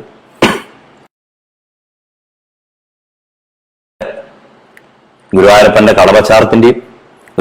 കളവച്ചാർത്തിന്റെ മഹിമ, ആ കളവച്ചാർത്തിനെ നമുക്കൊക്കെ ഇത്രയ്ക്ക് അനുഭവവേദ്യമാക്കി തന്ന എത്രയോ മഹാത്മാക്കളായിട്ടുള്ള മേൽശാന്തിമാരും ഓദിക്കന്മാരും അവരുടെയൊക്കെ മകുടമണി പോലെ ഇരിക്കുന്ന പൊൽപ്പാക്കര നമ്പൂതിരിപ്പാടും അതേപോലെ വെള്ളിയാട് ശങ്കരൻ നമ്പൂതിരിപ്പാടിനെയും ഒക്കെ ഓർത്തുകൊണ്ട്